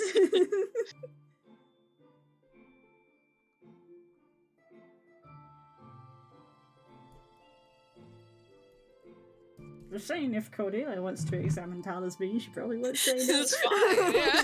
Just say she probably won't say no. The cup echo. Just saying. I'm just saying, Tala probably won't say no. Look, if Cordelia wants she to look at her lives, beans, and you do a full princess rescue, then maybe. Look, I'm not saying Tala's gonna dive headfirst into that bubble, but she probably will. What's that? We don't want Zal to get any worse. We want to make sure that Thane stays clean. Cool, I'm in. Cool. I can't get any worse, so here we go. We got a candidate and one, boys.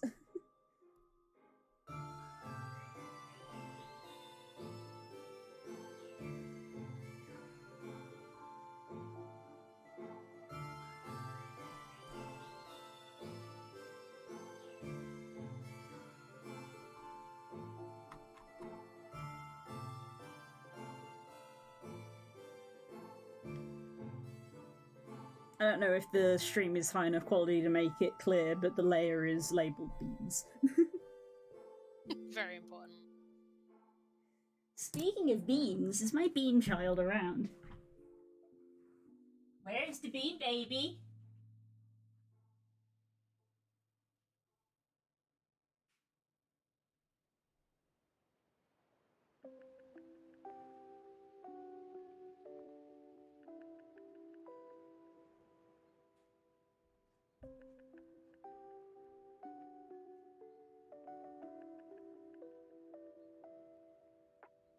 She's having a sleep.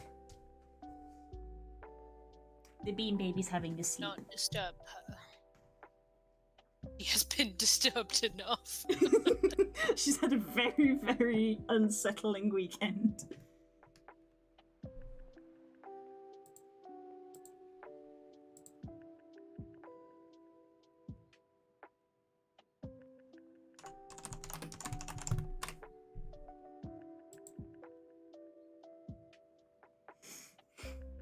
One of I've once again encountered one of those words I created that I hate that I created. Oh, why did I name my country this?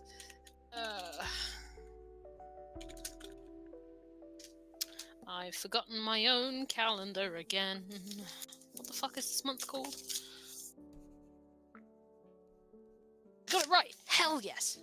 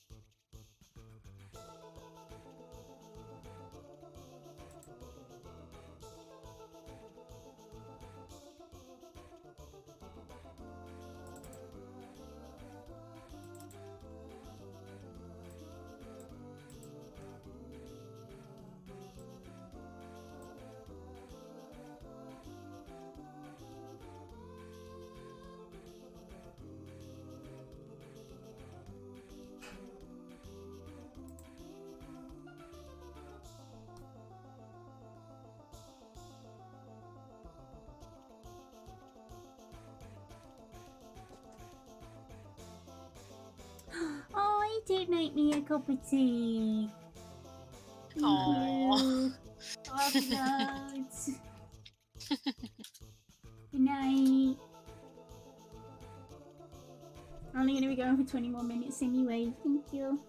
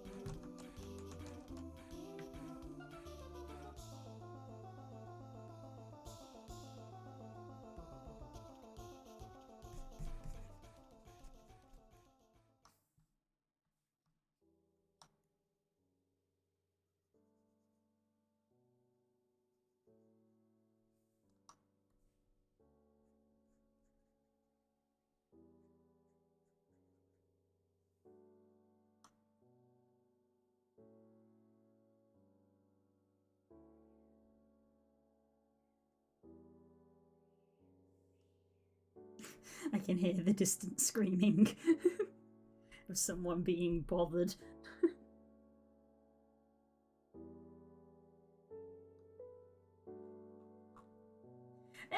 Did I say pure? I think if I said pure, I think I meant clean.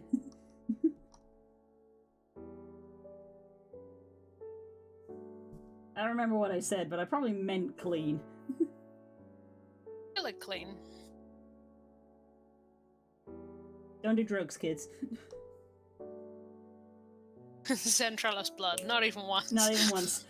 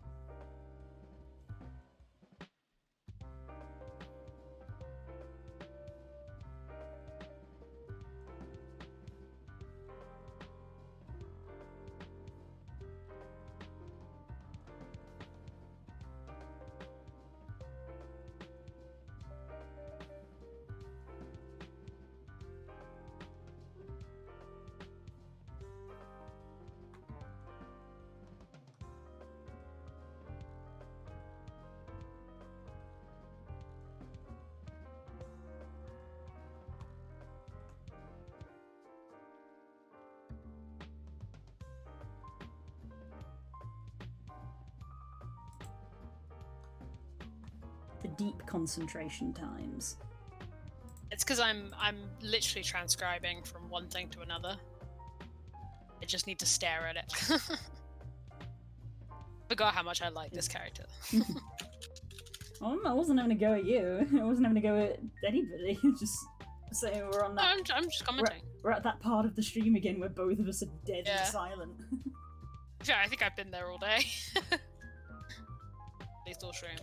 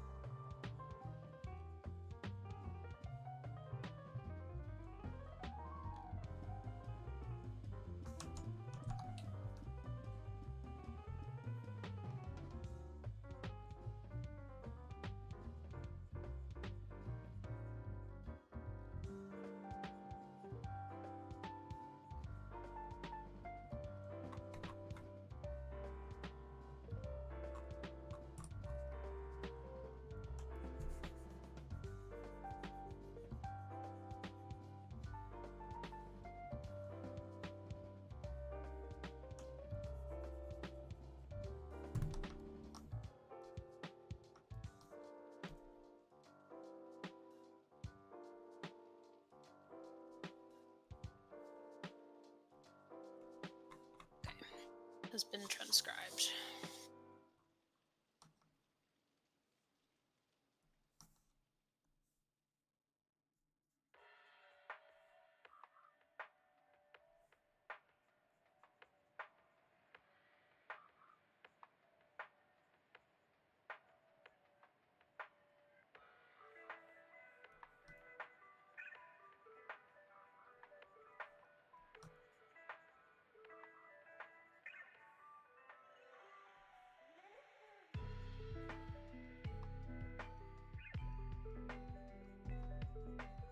super done. Hell yeah. It's 10 minutes, chat. It's just me and you.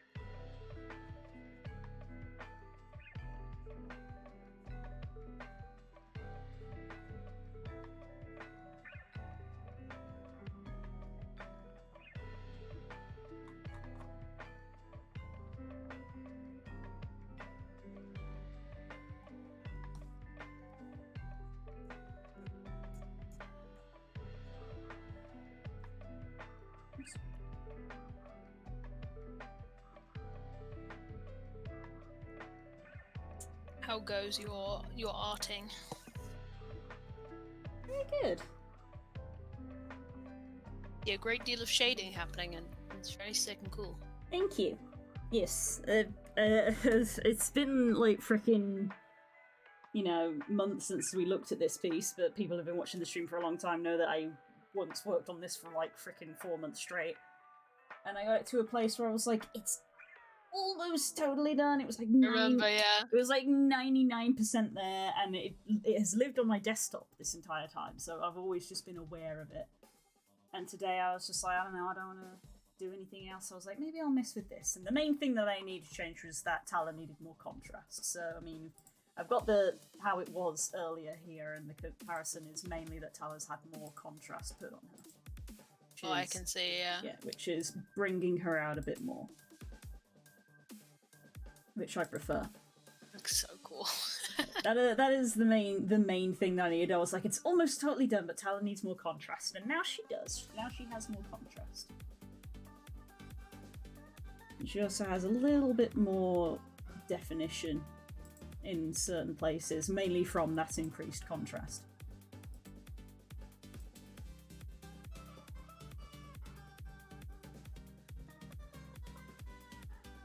I can see, yeah. Cool. Very good and cool. Thank you. Thank you.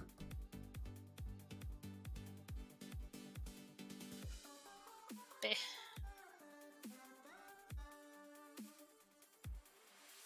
Very angry. Angry. So she's so happy to be back in the Feywild. You take me to such nice places. I do, darling.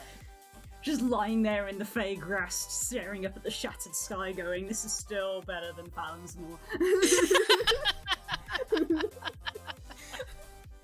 This is still an improvement from Palan'smore.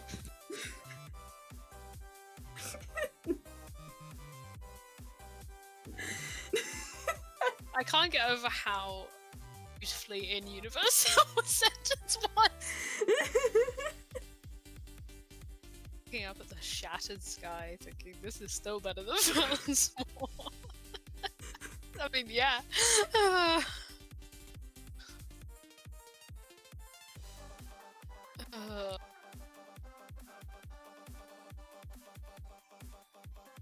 There's doesn't happen very often, but occasionally I can make in-universe jokes that absolutely floor curls.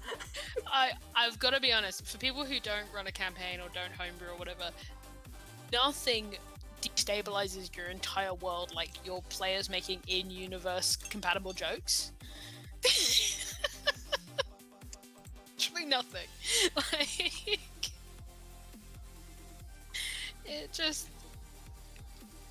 it means I communicated it enough. You can do that. Like, there's someone else who knows. It means that there was enough knowledge shared that you had the material to make the joke and someone else found it funny because they also understood it. That's insane for something that was made in my head.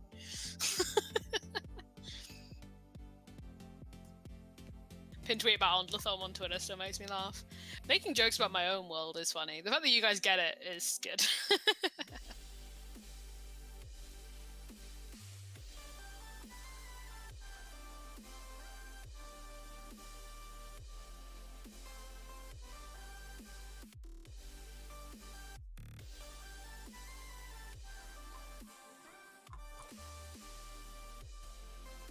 I still love the one that just literally calls Tala out.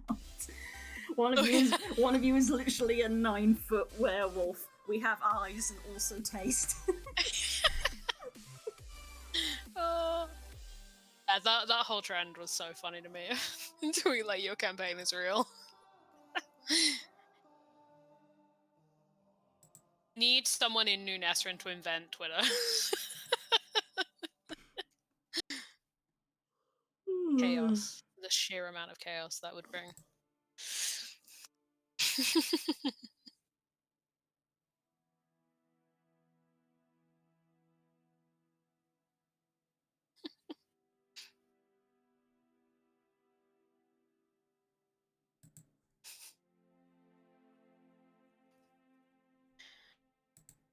Let's go something else then, but we're 2 minutes away from finishing, so I won't start a new conversation. Feel free.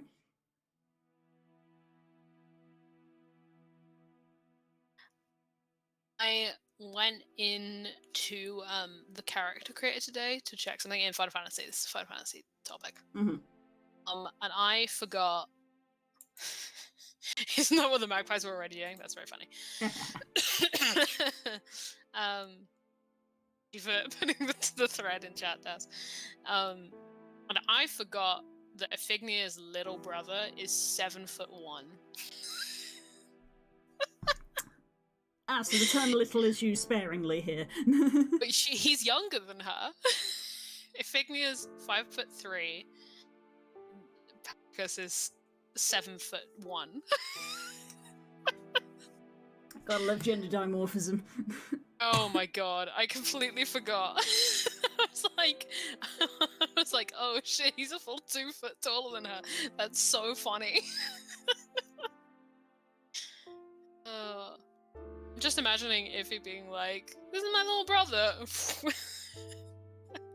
That would make the whole FC era 404. That's so real.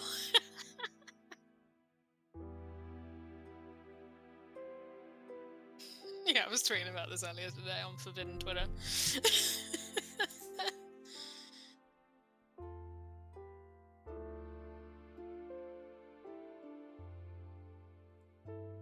There it is. That's just pasted it in chat, the tweet you mentioned. I love that the nameless ones thinks we don't know who they are, like they didn't rock up and kill the 5 most important people in town. Also, isn't one of you like an 8-foot werewolf lady? The fuck we aren't gonna notice that we have taste.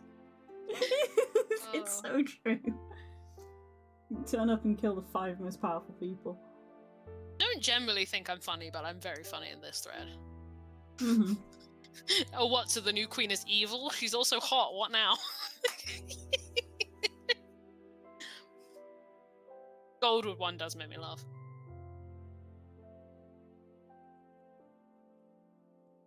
Shut up, bitch. You're literally on Daffy. I find myself very amusing.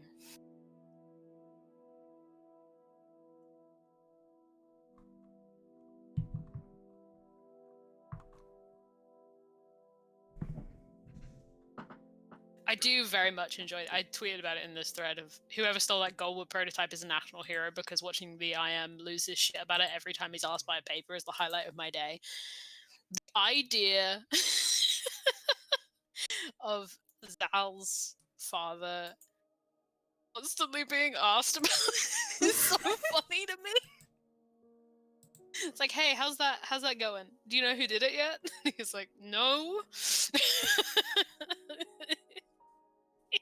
Who are you? Get off my property.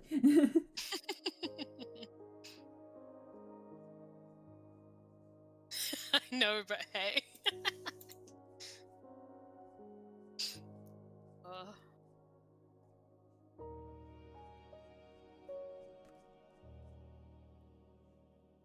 Yeah, I really enjoyed doing that as well, because it made me like actually think about like people when Yeah, like civilians.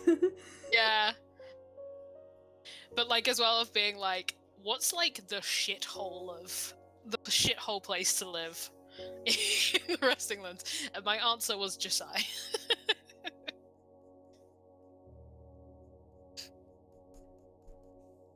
Keep one of these for when we end the resting lands arc.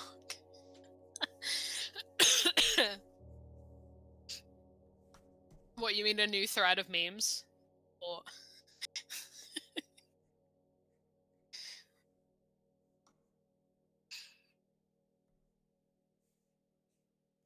I was looking at other people's threads of that, and people were talking about like, you know, places of memes again. Okay, I'll think about it.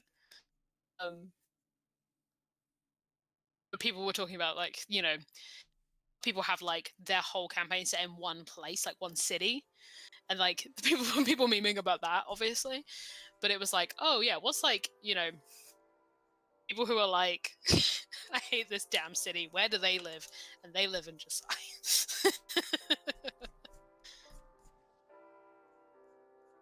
It's not a fun place to live. Dunsmore, however, is a fun place to live. You live in Strongly Cliffside, disagree. If you live in Cliffside, it's a fun place to live. If you live in Dockside, it fucking sucks. You're the one that's changed.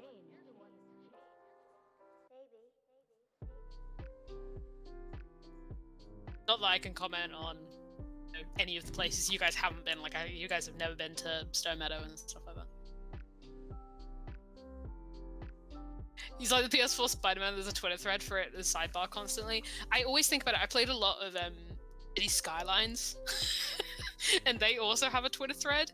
But it's like they have like a Twitter thing that pops up at the top of the screen, and like every time you're like doing roadworks or whatever, or like you fuck something up and like the water turns off or whatever, it just immediately explodes, and that's very funny.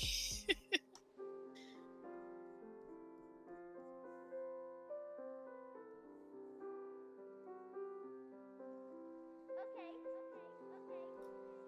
We'll finish it together. I'll race you. It is past 11 p.m. Fair enough.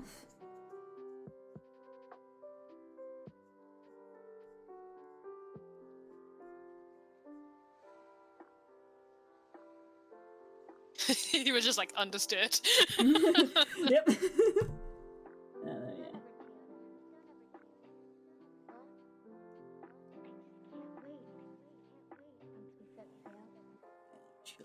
A little bit more definition. It's a little bit better already. I don't know how much more I'm going to fidget because of the amount of time that's been spent on this picture is already ridiculous. So I don't know how much, I don't know for my own sake how much more I should fidget with it, but it was something that I was, in my mind I was not calling it finished because I was like, Tala needs changing still. That's fine, work on it as much as you need. But now she's a bit more where I'd like her to be.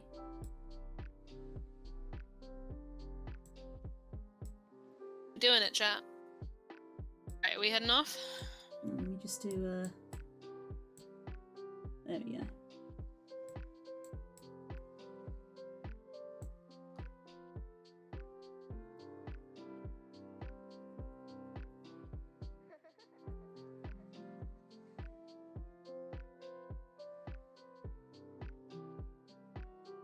Trying to like mentally identify what else? Potentially just make that bottom corner even darker, perhaps, since it's literally like the bottommost corner.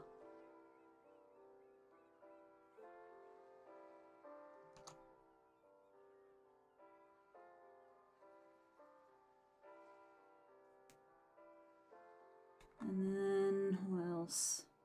I think the face needs a bit of definition around the eye. It's looking a bit flat up there. The ears are better. The neck's got a bit more depth to it now. Yeah, I think mainly around the eye would probably be it. And this little patch down here. Darken even more.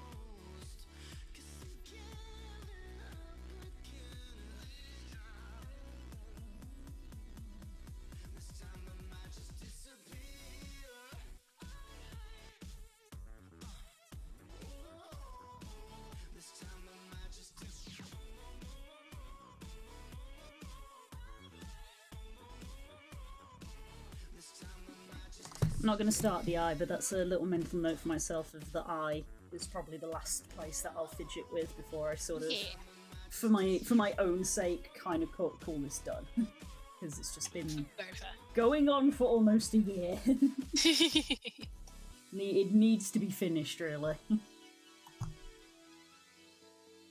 Oh yeah, cool.